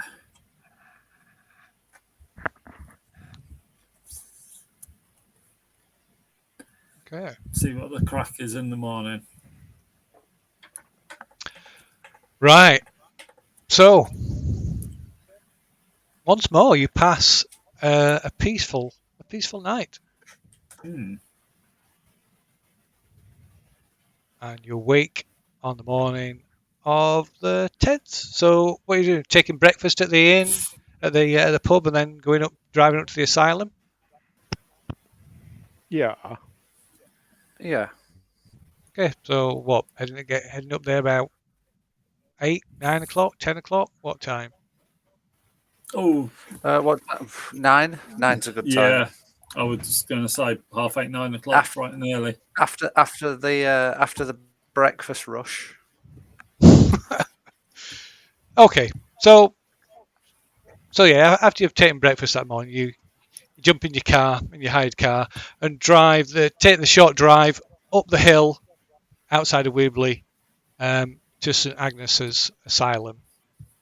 So on arrival, Dr. Highsmith is obviously surprised at your unexpected visit, but he greets you happily and asks you how you've been getting on. Make a bit of small talk and sort of making small. It doesn't harass you or bug you about it, in any way, but he makes sort of inquiries as to how, subtle inquiries as to how you're getting on with your report. And if there's, are you wanting to interview Alexander again? Is there anything else he can help you with? Yeah, that's why we've come. Really, there's some new information that's come to light, and I'd like to speak to Alexander again. And I've not really got down to doing the report because I'm suffering from a little bit of shock with the terrible murder of. Who says, "Oh yes, Dr. Trollope. Yes, I heard. Did you manage to gain any insight from Dr. Trollope before we only this had unfortunate event? We only had the briefest of meetings with him, and unfortunately, I think was he murdered the following day? Pretty much, yeah. Yeah. But I actually had a run-in with the chap who murdered him. He threatened my life. Oh, that's shocking. I think I can't remember exactly what he said. Did he say just keep your nose out or something like that? Wasn't it? Yeah, he didn't say So it was as if he doesn't want me continuing my work, helping you out, helping the good name of the asylum out. And sure, that seems a little bit of a stretch that it would be connected to have anything in any way related to the asylum. Well, he's actually a friend of Alexander, so I think that is quite a connection. He's an acquaintance. I'm sorry. An acquaintance of Alexander and Mr. Coombs. And how do you know this? Because we've been looking into Alexander's past and the people So you have found more. You have found out more then. I did say we've been busy. We've been investigating. Oh well, I'd be intrigued to hear. More information has come to light, and that's why I wish to speak to Alexander. I've also spoken to his brother again. Obviously, he's even more adamant that Alexander should not leave this facility. Indeed, yes. As I said in our initial conversation, this was the case. So, I hope this background information is proving helpful. And that the last time we were here, when we got back to London, we were being followed straight away, which does seem rather strange, Dr. Highsmith. And then to be personally threatened by somebody. If you believe this is related, then well, yes. How can it not be related? Well, it is. Well, that's your assumption. Have the police yes, drawn any conclusions? There's an ongoing murder case for the good Dr. Trollope. So that's been investigated. I have given this name of Mr. Coombs, and I've also informed them of the murder of one of your nurses. And while we were here, we spoke to some of your orderlies. I'm sorry, Dr. Bancroft. You did what? We told the police about the murder that took place here. But that's in direct contradiction of the agreement we had. Why is that that is confidential information that has been dealt with by the Hereford police, and you have when somebody threatens my life directly after I've been here to your facility, and there is a connection, and you are still blind to it, and you're expecting me to back up your recommendation for Alexander. Well, I'm tell you now, good doctor, that I will attend the hearing, but I won't be an ally for you. I'll be working for Alexander's brother Graham.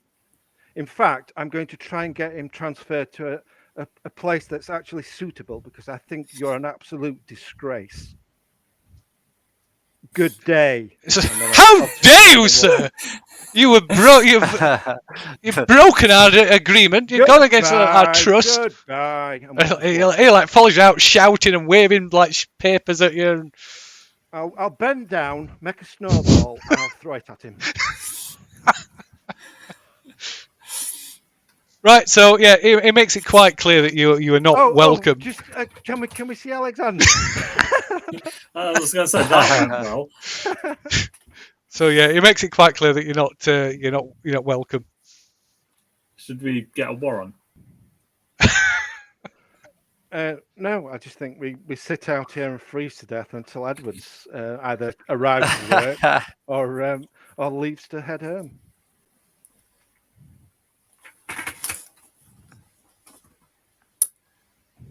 What do you think?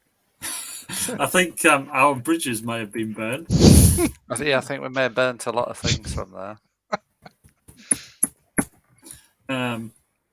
Well, it saves me having to write a report. He is a dick. You've got to admit it. This is true. I mean, you can't have people going around murdering doctors and threatening other ones. True. So, what are you doing now? It's early morning, isn't it? It is. I think we should have a drive out. So to maybe an hour has passed. See if we can find anybody that knows where Evans is staying. Was it Evans and Jones? Yeah.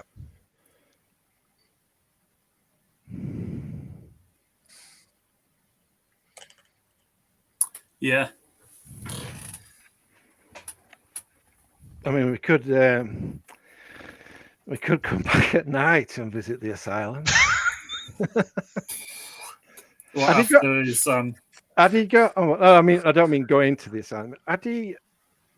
The cell that Alexander was in. Had it got a window? It has a very small window. Yeah, sort of high up. Throw some. Well, no, we know what gravel at it. We know what room he's in. We could tap on the window. So we could try and talk to him. Alexander, Alex, come to window. We're used to talking to people through a hole in the wall, so talking through a window would be quite good. Sprachen Sie Deutsch? We've come for you, Alexander. In fact, let's break him out of there.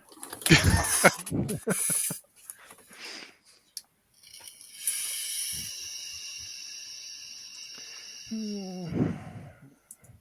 you know how it's a private facility? It is. There must be somebody, like some type of there must be like some type of government organization that oversees things, that does inspections or checks things. There must be somebody who I can. There isn't really as such. There must be somebody I can go to or complain to about him as a doctor. It'll just be the GMC, I would have thought. I mean, you know, it's part of the. So it's part of that. I forgot the name of the organization, but yeah, it's part of the same sort of academic organization that you are. So you could, I mean, you could like try and besmirch his character and what have you. But yeah, it kind of it's a General Medical Council. But there's no like overseeing. People. There's no like regulatory body or anything like that for asylums or things really at the moment. And Graham's a banker, isn't he? Yeah. He is, yes. Let's try what type of authority or power can I suppose he's got. I mean, unless there's like some. I mean, unless there's some like major crime. But there has been a murder here, but the police are already investigating that. Of course, that happened quite a while ago now. I'm sure when the investigating inspectors from both murder cases talk, and then they realise there's just too much coincidence, they'll sort it out, and that's job sorted. Yeah, can go on. I can't believe you just done that, Gerald.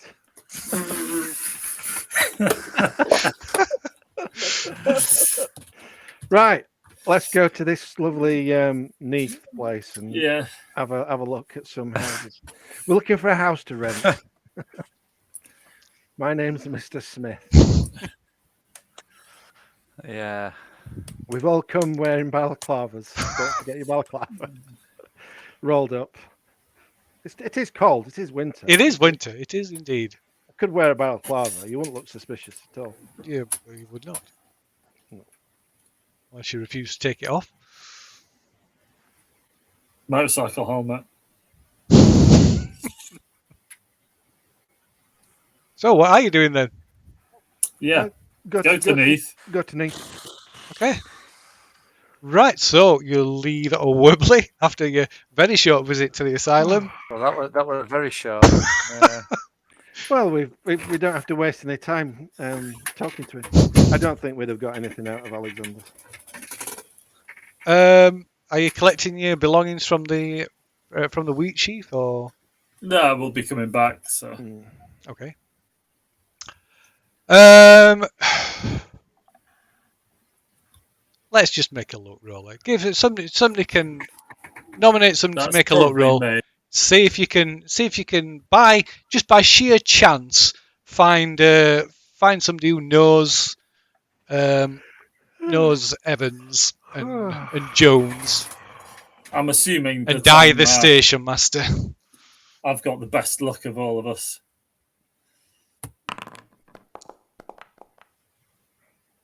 No. So yeah, your efforts to your attempts to locate Jones and Evans prove fruitless. How many houses are there? In Neath, oh my god! It's because it's a small town, so hundreds. Oh, it's a town, not yeah. Like a hamlet or something. No, it's a small town. How many We're pubs? going door knocking. Do we wait till lunchtime? Because he'll go to the pub. Because there's nothing else to do in Neath. Wait till lunchtime and then go to the pubs and ask. Yeah. So I think that luck roll pretty much covered the your attempts to find him in Neath. We could wait on the road. No, but it's a town. I thought it was like a few houses. No. It's and there's going to be quite a few cars coming into the town, isn't there? Quite possibly. Yeah. Where would you go to rent a property? Yeah. I don't presume they have estate agents. Well, there must be somewhere that is advertising property to rent. Yeah. So we just need to find out what properties are to rent in the local area. So who would know that? There must be some type of... Well, there'll be some kind of property letting agent. Yeah, letting agent, some type of business that rents property out. If it's a town, they're going to have a town hall or something like that, aren't they? Somebody's going to know. Okay, since you've been so persistent, let us say that by the end of the day, you do manage to find the small sort of house in Neath that is being rented by Evans and Jones. Result. Burn it down. Yeah, is it secluded or is it? No, it's just a little just a terrace house on a normal street. So no murder. We only want to talk. We only want to talk to him anyway, don't we? So I will even go so far as to let you know that Jones is actually in the property. I was just going to say, is somebody there in the property? Jones is there. So whereabouts on the run of terraces is it? Is it middle, end? Middle. So how about this? We go.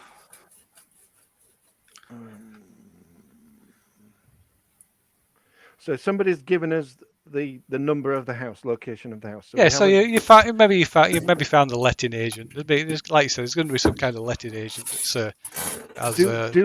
do we want to speak to this guy that is renting the house with, or should we just wait for Evans just to turn up after his shift and have a word with him? Yeah. I don't think Jones is going to be very much help, is he? So it's late afternoon by the time you've found him, found the property. He's either going to be totally clueless, or he's going to be in with him, isn't he? I can't imagine him being totally clueless, to be honest. That just wouldn't make sense. No, you would have thought if you're going to be living with somebody, they're going to at least find out. Because we know that kind of thing. we know there's other people involved because there's the other guy that was with Coombs when he murdered the doctor. So it's not just named people. So,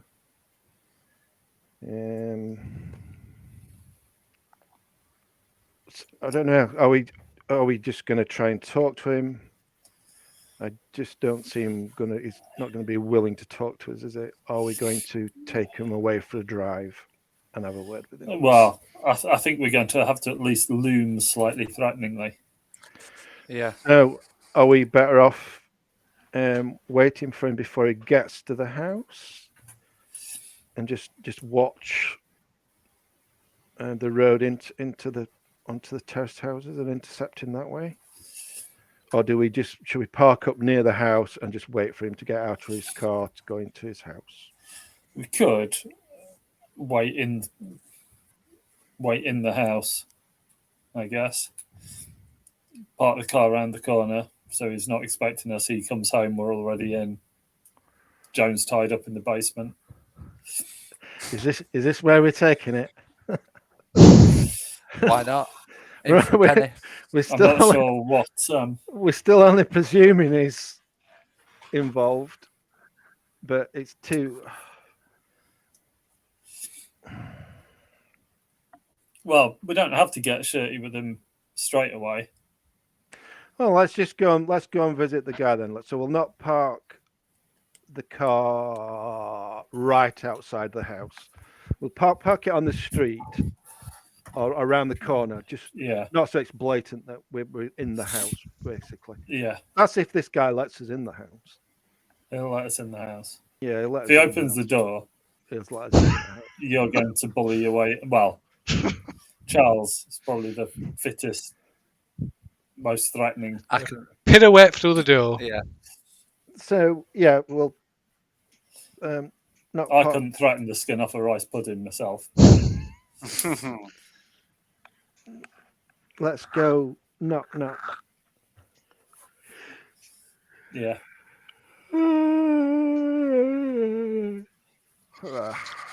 Okay. And he might still be asleep. So you knock on the door. It's like I say, it's late. It's late afternoon. It's starting to get dark. And a man that you recognise. You've seen him at the asylum. And does he recognise you? Yes, and he recognises you. He's sort of with his balaclavas on. How's he done that? Same balaclava I wore last time. Yeah. We've come prepared. It's all in the eyes. I give it away when I said I'm Dr. Bancroft and my associates. Balaclavas on. Oh shit! The balaclavas go on before. Might as well take them off now.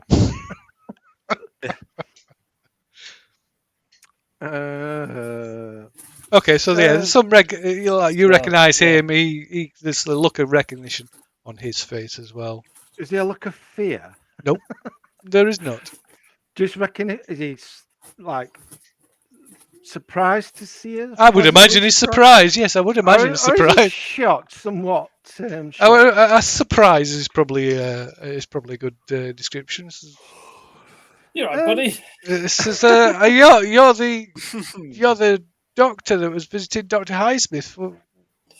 That's correct. Well remembered. What are you doing here? Well, long story. And he clocks the others. We did have a really well thought out plan, but my colleague here just waltzed in, called Dr. Highsmith. See you next Tuesday. Looked him in the eye. Threatened to call the police, and then we got kicked out. The rambling man. Stop digging. We're here to have a little chat with yourself, and we really want to have a talk to. I don't even know his first name. What was his first name? Evans's first name. Nurse Evans. Nurse. Yeah, that's always a good one. Nurse Evans. Mark Evans. We're here to see. Well, we'll call him Mr. Evans or Nurse Evans. Is he at work today? He is. He's on shift. He'll be on shift up at the asylum for the next few days. Oh, for the next few days. Oh, well, you're going to be tied up for a while. Oh, so when is he actually back? Well, probably say tomorrow evening. No, the day after. And will you see him before then? Are you on shift before then? No, I'm off shift. We're usually like passing. You know, we could get Highsmith pulled away somewhere. Yeah, but don't tell this to Jones. No, I'm just thinking if we got Highsmith pulled away, then we could get back into the asylum without Highsmith there. Did we say Highsmith lives at the asylum? Yeah, pretty much. He's not got a residence outside of the asylum. He actually lives in the asylum. So Jones is like stood there, like looking. He says, "So, what is it you want?" What didn't you understand? We want to speak to your friend. It's not here. We know, you've told us. I can't believe he's not invited us in out of the cold. Just no manners. I don't know.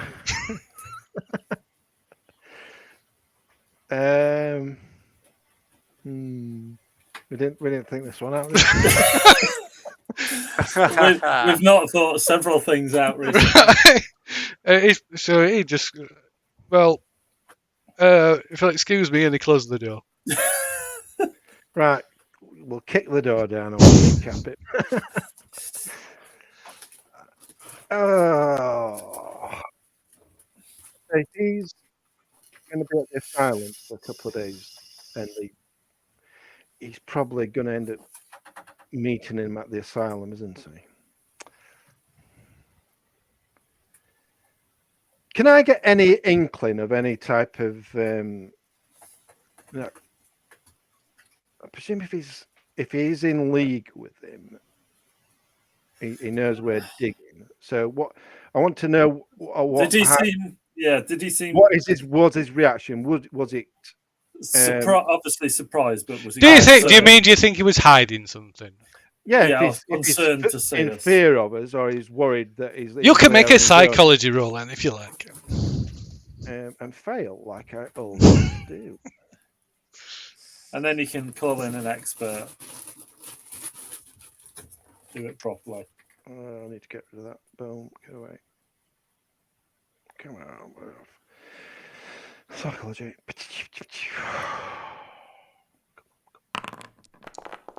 Failed. Just jinxed. Does he need an expert to actually give him some advice on reading people? He was definitely surprised. He was surprised to see, yes. I can't imagine why, but he was surprised.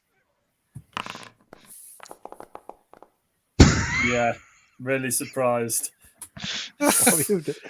Oh my god. Totally on the level.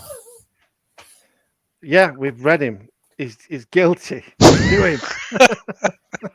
Do him.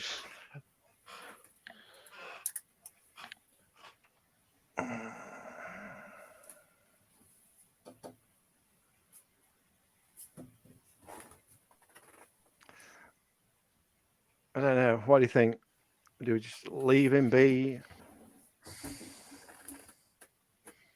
I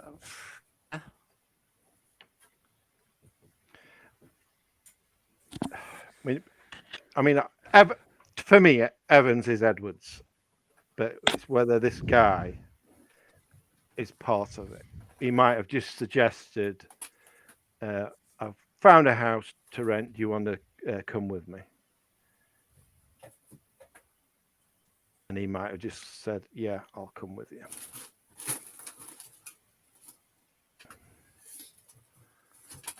But I can't imagine him, if he's wanting to get up to mischief and do stuff, he's not going to want somebody in the house with him, is he?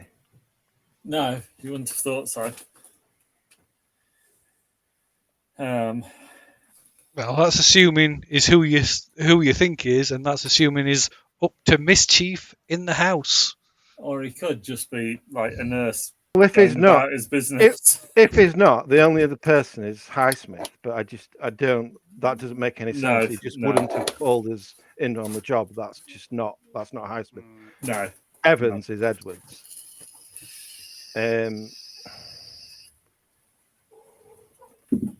What we could do, we could just come back the following day, wait for him to go to work. The house should be empty. And then break in and then have a look around the house. I think that's what we do. And then smash his kneecaps. I mean, just have a look around the house. And then if we do find anything, depending on what we find, if we find anything. Yeah. We can just like hole up here for a couple of days. You could wait for him coming back off shift. Yeah. Eat all his food. Yeah. Shit in his bed. Yeah, that'll really wind him up. Yeah. That'll teach you. That'll teach him. Yeah. Let's go and buy a toothbrush. Stay in the pub overnight. Or shall we just break into his house tonight? Use his toothbrush. Yeah. Oh no, we need to wait wipe for his ass on his toothbrush. We need to wait for his buddy to go away, don't we? So that'll have to be tomorrow.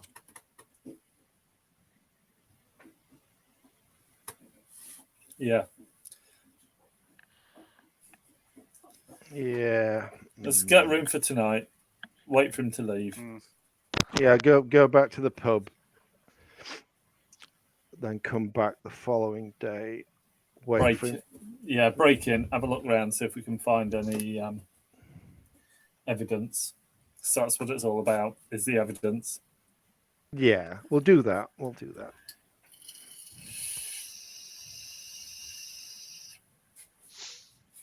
Okay. Phil's carefully crafted campaign falling down around our ears.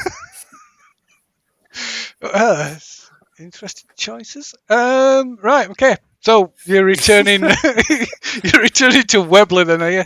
And to your rooms, retiring to your rooms at the Wheat Chief Inn. And the fallback plan is to get Highsmith called away, because nobody knows that we're persona non grata, apart from Highsmith. So if we can get rid of him, yeah, but we get rid of him. We're still not going to be allowed in the asylum, are we? You can't just rock up to an asylum. Well, no, because other people knew that we were guests of Highsmith.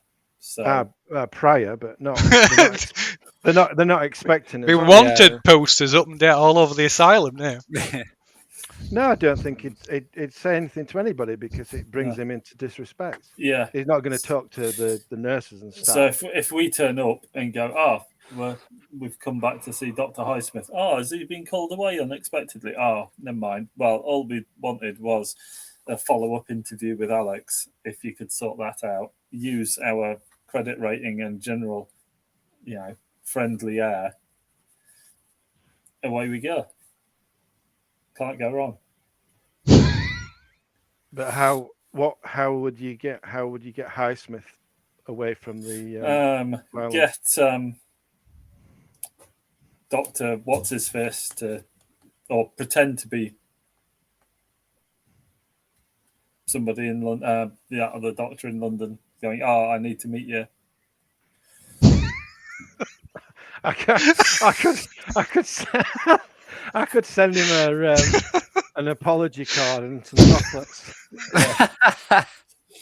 and poison them.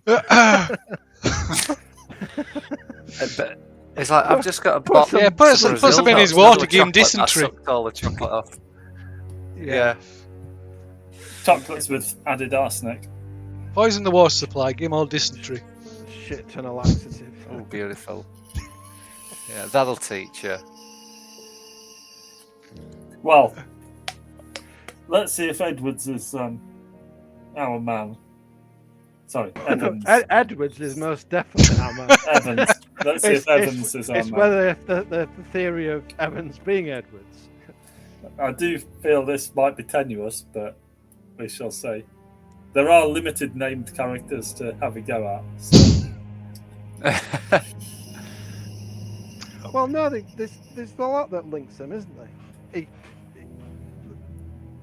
The talking to Alex on 2 occasions when he shouldn't have done, giving him pencils and lying about it.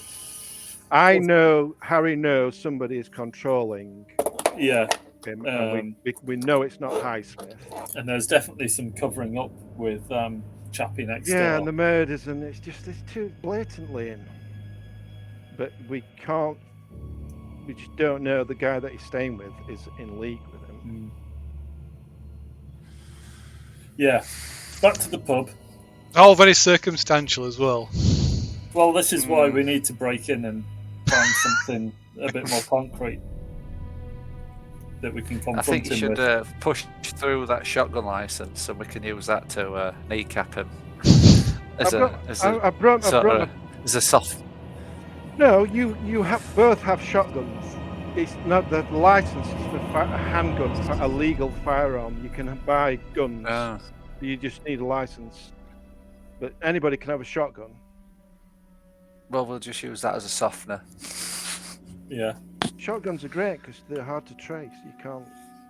No rifling on. No rifling or anything. They're brilliant. Yeah. I'm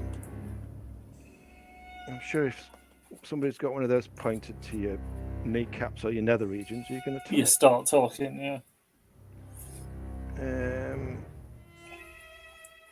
Yeah. So we're going back to the pub. Nice bit of pie. And then, are we going to leave it to the following evening? To go back to the property? Yeah. We spend the day, like, chin-wagging with locals, reading our books. Go back when it's sort of getting dark. Oh, I'd say like... or actually fairly late. Early hours when nobody's about. Yeah.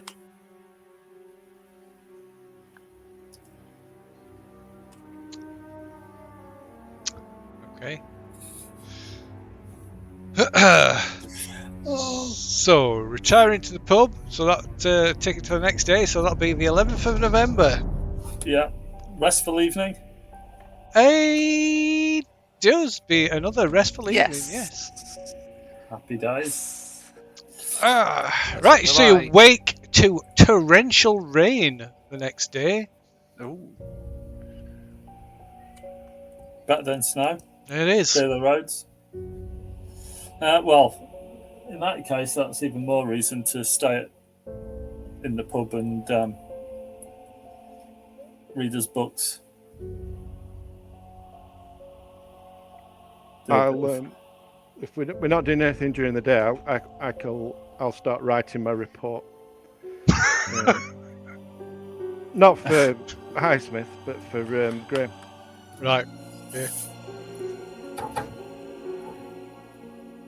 Okay, and what's the plan for today then? So wait until sort of like 9 o'clock at night, drive back to Neath. Stay in the car until early hours at morning. Yeah. And then go and break into the house. Okay. Right, shall we just jump to that because I'm sure that's going to be entertaining. Yeah. So yes, let's to dusk. Are you sure you want to do this? Is this what we're going to do? Well, I don't see that we've got many other. This is it. Let's go in. Well, what else can we do? We go back to London to a guy we can't get to because he's in a fortress. Police don't want to do anything. Yeah. There's just nothing else we can do. I don't see what else we can do. Our options are limited. We can't do anything to them stones because they're guarded. I don't know. What do you want? Let's What do we break it. do? Yeah. Do we Let's just get on- fast let's just forward go 2 for it. weeks, read the books, and then I think Evans is our strongest lead. the only thing is, I other think thing is even if go on. I'm saying, even if we'd read the books, it's still not going to give us what we need. It'll only go, oh, okay, it might give us a snapshot or something and just point us in a direction where we're going to go anyway. Yeah, I think it's worth a punt. I mean, the only other thing is going back to London, and just waiting it out. and waiting for Coombs to attack us all. So I'm not a massive fan of that plan. Unless we home alone it. We don't And we set up we an don't have to elaborate kill set trap. anybody. We're going to break into the property. We can tie him up. Yeah. Well, he's not going to be here for a couple of nights anyway. No, I'm on about the Evans. guy that's. If he's in the house, we don't know when he's going on shift, so this guy could be in the house, couldn't he? That's what I'm thinking. We could we just tie him up and just search the house. Yeah. And I'm a light threaten just to see if he does know anything. It's probably worthwhile as well.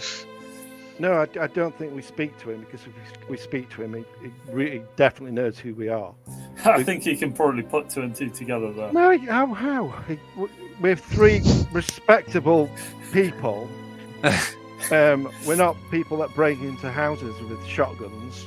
I'm just thinking 3 respectable people turn up on the Tuesday and go, oh, we're here to see Evans. And then on the Wednesday, 3 people break into his house. Well, leave it another day then, and let's break in when Evans might be here.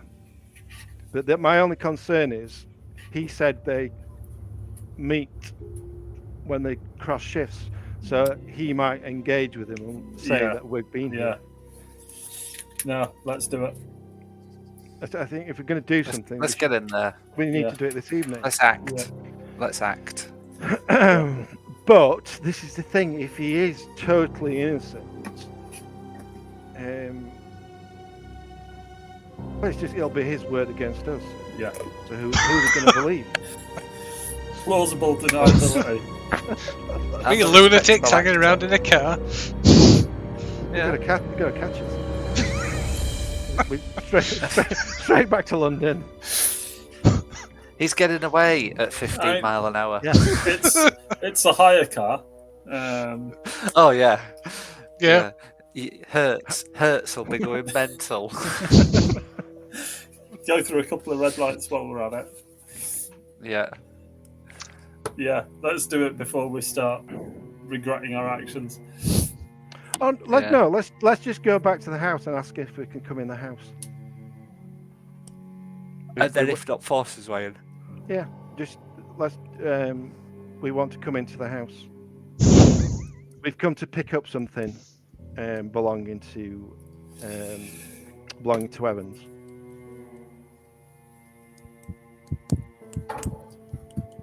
Is he going to get arsey with us? I don't think he shouldn't do. He should respect his betters. It's worth his fun. betters. Well, we are. Yeah. He's just an orderly. He's just an orderly. Let's get in there then. Yeah, let's do it. And then that way, we're not doing anything. We're not actually breaking any law. We want to come into the house. What can we say? Evans has got something. What we've come to collect.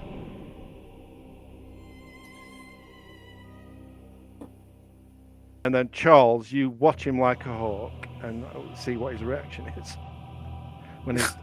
Yeah. I mean, what's he gonna? What's he gonna do?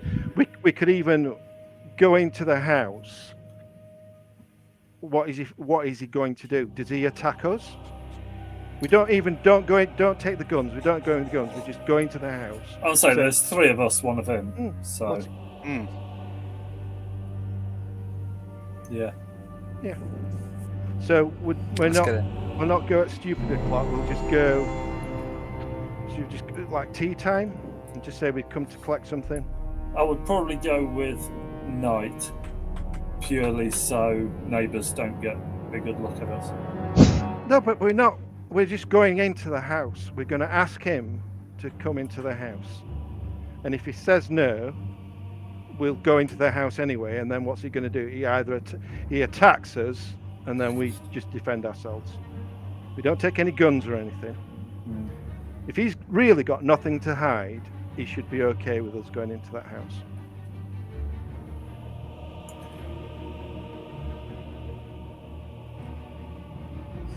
Let's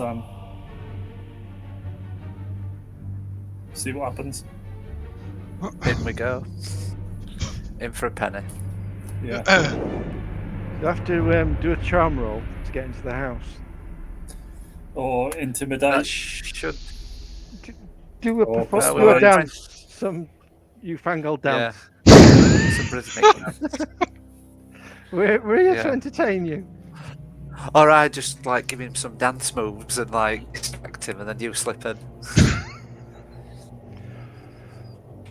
Okay. Well, let's not do anything. Let's end it there because it's nearly 1:30. Just ready. So we're set up. We'll finish on the knock on the door. Well, just like last week, we were going to do something and we didn't do it. Yeah. We'll change his mind. Yeah, but there's one were a little bit more aggressive than this though. They were like breaking in and like torturing. Well, I don't know. Always ends up with torturing. Always ends up at torturing people. We weren't things. We weren't going to break in and threaten him with shotguns and stuff, but we don't really need to do that. No. What I like is we have a 1 to 10 scale and we just go to 11. And forego the 1 to 10. I just don't see what else we can do apart from you just spin on 2 weeks. Yeah, and wait for stuff to happen to us. And wait for stuff to happen to us. I just don't see what else you do. Which I don't think we're going to gain much by. We need something to confirm Evans is Edwards. Yeah. If he is a mad cultist, he's gonna have something in that house. Yeah. He's gonna have something near to him. Or he'll try and do something, or we can coax something out of him. Yeah. He's probably got a whistle secured on his person. Yeah. Yeah. But that he could have that on him. I'm thinking more like a book or something.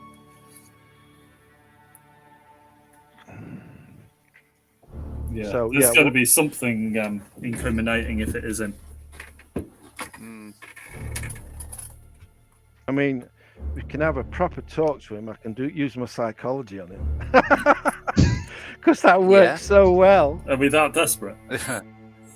Every time I've rolled 90. Look, I'll just charm it. Your dice roll is broken, Phil. It literally is broken. I'll charm him. With the medium of dance. Yep. Dance off. Yeah. Yeah, that's it. Yeah, I'll bribe him with tickets to one of my plays. Not much happens out here. Look, he's got nothing to live for. He's happy with the small victories. At least look, one person in the audience is an audience. Apart from if it's a bot. Yeah. Oh, on about Twitch. Yeah. It's Are you okay to carry on, or do you want to finish now, Andy? I could do with finishing. Yeah. But yeah. What was that, sorry? No, I could do with finishing. Yeah, but yeah. Usually finish it off, I think. Yeah. No, it's just time for me. We're in such a great place right now. I know. On the edge of possible murder, torture, or a dance, a nice little dance, which is possibly worse. I mean, we could just sit outside and wait for him to leave, Did we notice? I mean, you said Did we notice a car outside his house? No, there isn't. So Or you might need to get a coach, or maybe does a car share. or does Evans come back with a car and then he's gonna take it? Could go either way. I mean, we're not doing anything too hasty. Well, are there any lights on? Is the other, if it's like tea time, are there any lights on? So there are no lights on at the moment. So maybe he's not there. At which point, happy days. Just remember that there are no lights on next week when we break in. yeah. Maybe he knows we're outside. So it's evening and there's no lights. Yeah. Chat has just said next week the Cray twins investigate. Need to if there's no lights on, we need to light a fire. Oh my god! We're not gonna. I mean, we're not that subtle as Cray twins. We like to go hand-to-hand. Yeah. I don't know what you're talking about. We haven't murdered or tortured anybody yet. I think it's more the Piranha Brothers. Yeah. It's not, Chuckle Brothers. We're not twins. I could use my dance skills on him as a torture. Actually, physically on him. We pin him down. Tap dance. And then I'll use my tap dance skills. Dance on his head. Yeah. Well, at least nobody lost any sanity. Yeah. No. Yeah. Although you would think they had. We gained luck, and we didn't lose Yeah. any sanity. So it's a win-win. Yeah. So far. There's always next week. Yeah. I mean, I'm low on it anyway, so a good chunk to go missing would help me. Maybe This will probably torturing and killing an probably knock innocent it down. might Yeah. send you over the edge. Yeah. Well, probably. Updating chat. When sleep Definitely. investigates. Well, I mean, nothing wrong with tying somebody up and torturing them for a bit of information that may or may not be true. Yeah. Allegedly. If it ends in death, so be it. No, we're picking something Accidents happen. up. We're not going to do any of that. Accidents happen in torture. Yeah. I mean, we'll go in and there'll be like the yellow sign scrolled on the wall and on the floor, and People hung from the ceiling on hooks. Yeah. And then we know. We were justified. Totally justified. Got the right place. Yeah. And we'll just solve it like that. To check the attic, check the basement, find the evidence. Home for tea and cookies. And that's it. What more can you ask for?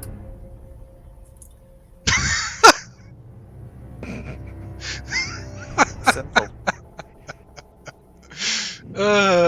I'm all down for tea and biscuits. See, that is a plan In fact, with almost no drawbacks. In fact, when we break in and we're torturing him, let's eat his tea and biscuits. I thought you were going to say, let's eat him then. Now you mention it. If we're successful at torturing and murdering this guy, we can go back and do bacon. I was going to say, give us some practice. Yeah. But, if we do eat him, no evidence. True. We could just lose bits in canal. Well, we made sure the car's got a big boot, so we can just take him away with us. Yeah. And that was how I ruined my career in medicine. We can take him to that smelly pit and just throw his body in that. Yeah. That's it. I'm seeing no downsides with any of this. I think they're just going to recruit you. Yeah, maybe so. You sound like perfect candidates for the cult. Do you want to join us? We'll show them how proper cultists do it. Yeah. How to actually do it. Yeah, stop being a bunch of pussies. We are flying death horses things and stuff like that. This is how you do it. This is how you inflict real torture. Are we the bad guys? Yeah. To work out how to control these flying horses. Yeah. Well, we can nick his whistle. Oh. And then we'll be unstoppable. Yeah. Yeah. Nick his whistle. Yeah. Blow on the thistle whistle. See what happens. Yeah. What can go wrong? Nothing. Nothing. Absolutely nothing. Exactly. Pretty much foolproof. Exactly. It's Yeah. it's all gonna go Nailed on. perfectly smooth. So for all you watching next week will be the final episode. Because we'll solve it all. Or Unless we just bottle it and just go back to London. yeah. Just spend for the next 2 weeks, you're going to listen to us reading books. Let's just do that. Go back for 2 weeks, read the book, and then come back. You'd be like, make a mobility roll. What's this for? It's for scratching your chin. Oh, I've put myself in the eye. Oh, damn it! Yeah. Yeah. So. Yes. On that We're all bombshell. set up, ready. On that bombshell, Dun, we're set up. dun. Rock and roll. Next week, Death in Paradise. Yeah. I bet Well. Phil had prepped for Bacon's house and everything. Yeah. Damn it! I'm just gonna use the same map. Yeah. Terraced house. Yeah, terrace house. Ignore all the antiques. Yeah. Absolutely. Got a feeling that might be the first time that Neath has been described as paradise, man. Death in Neath. Well, if we burn the house down, we'll improve it. Improve the area. Take the entire terrace with it. What a few more be fine. innocents. Nobody's innocent. Right. Finishes where you wake up and you're actually the inmates in the asylum. In an asylum. Yeah. Yeah, I'll be in prison. that's it. All dream. Well, cool. Cool. Well, that was On that, unexpected. that got serious quickly. Yeah. But it didn't. It hasn't. Absolutely. You just Postpone it for next time. And sat in the car outside somebody's house, I mean, you say gilding each Say other again. on. You say unexpected. Wait till next week. Yeah. Who knows what will happen? Because we don't. Write in and I tell don't. us in the comments. Yeah. Wait till it gets real. Yes. Well, yeah. So Yeah. we'll see You where ain't this seen nothing we'll yet. see, we'll see where this goes.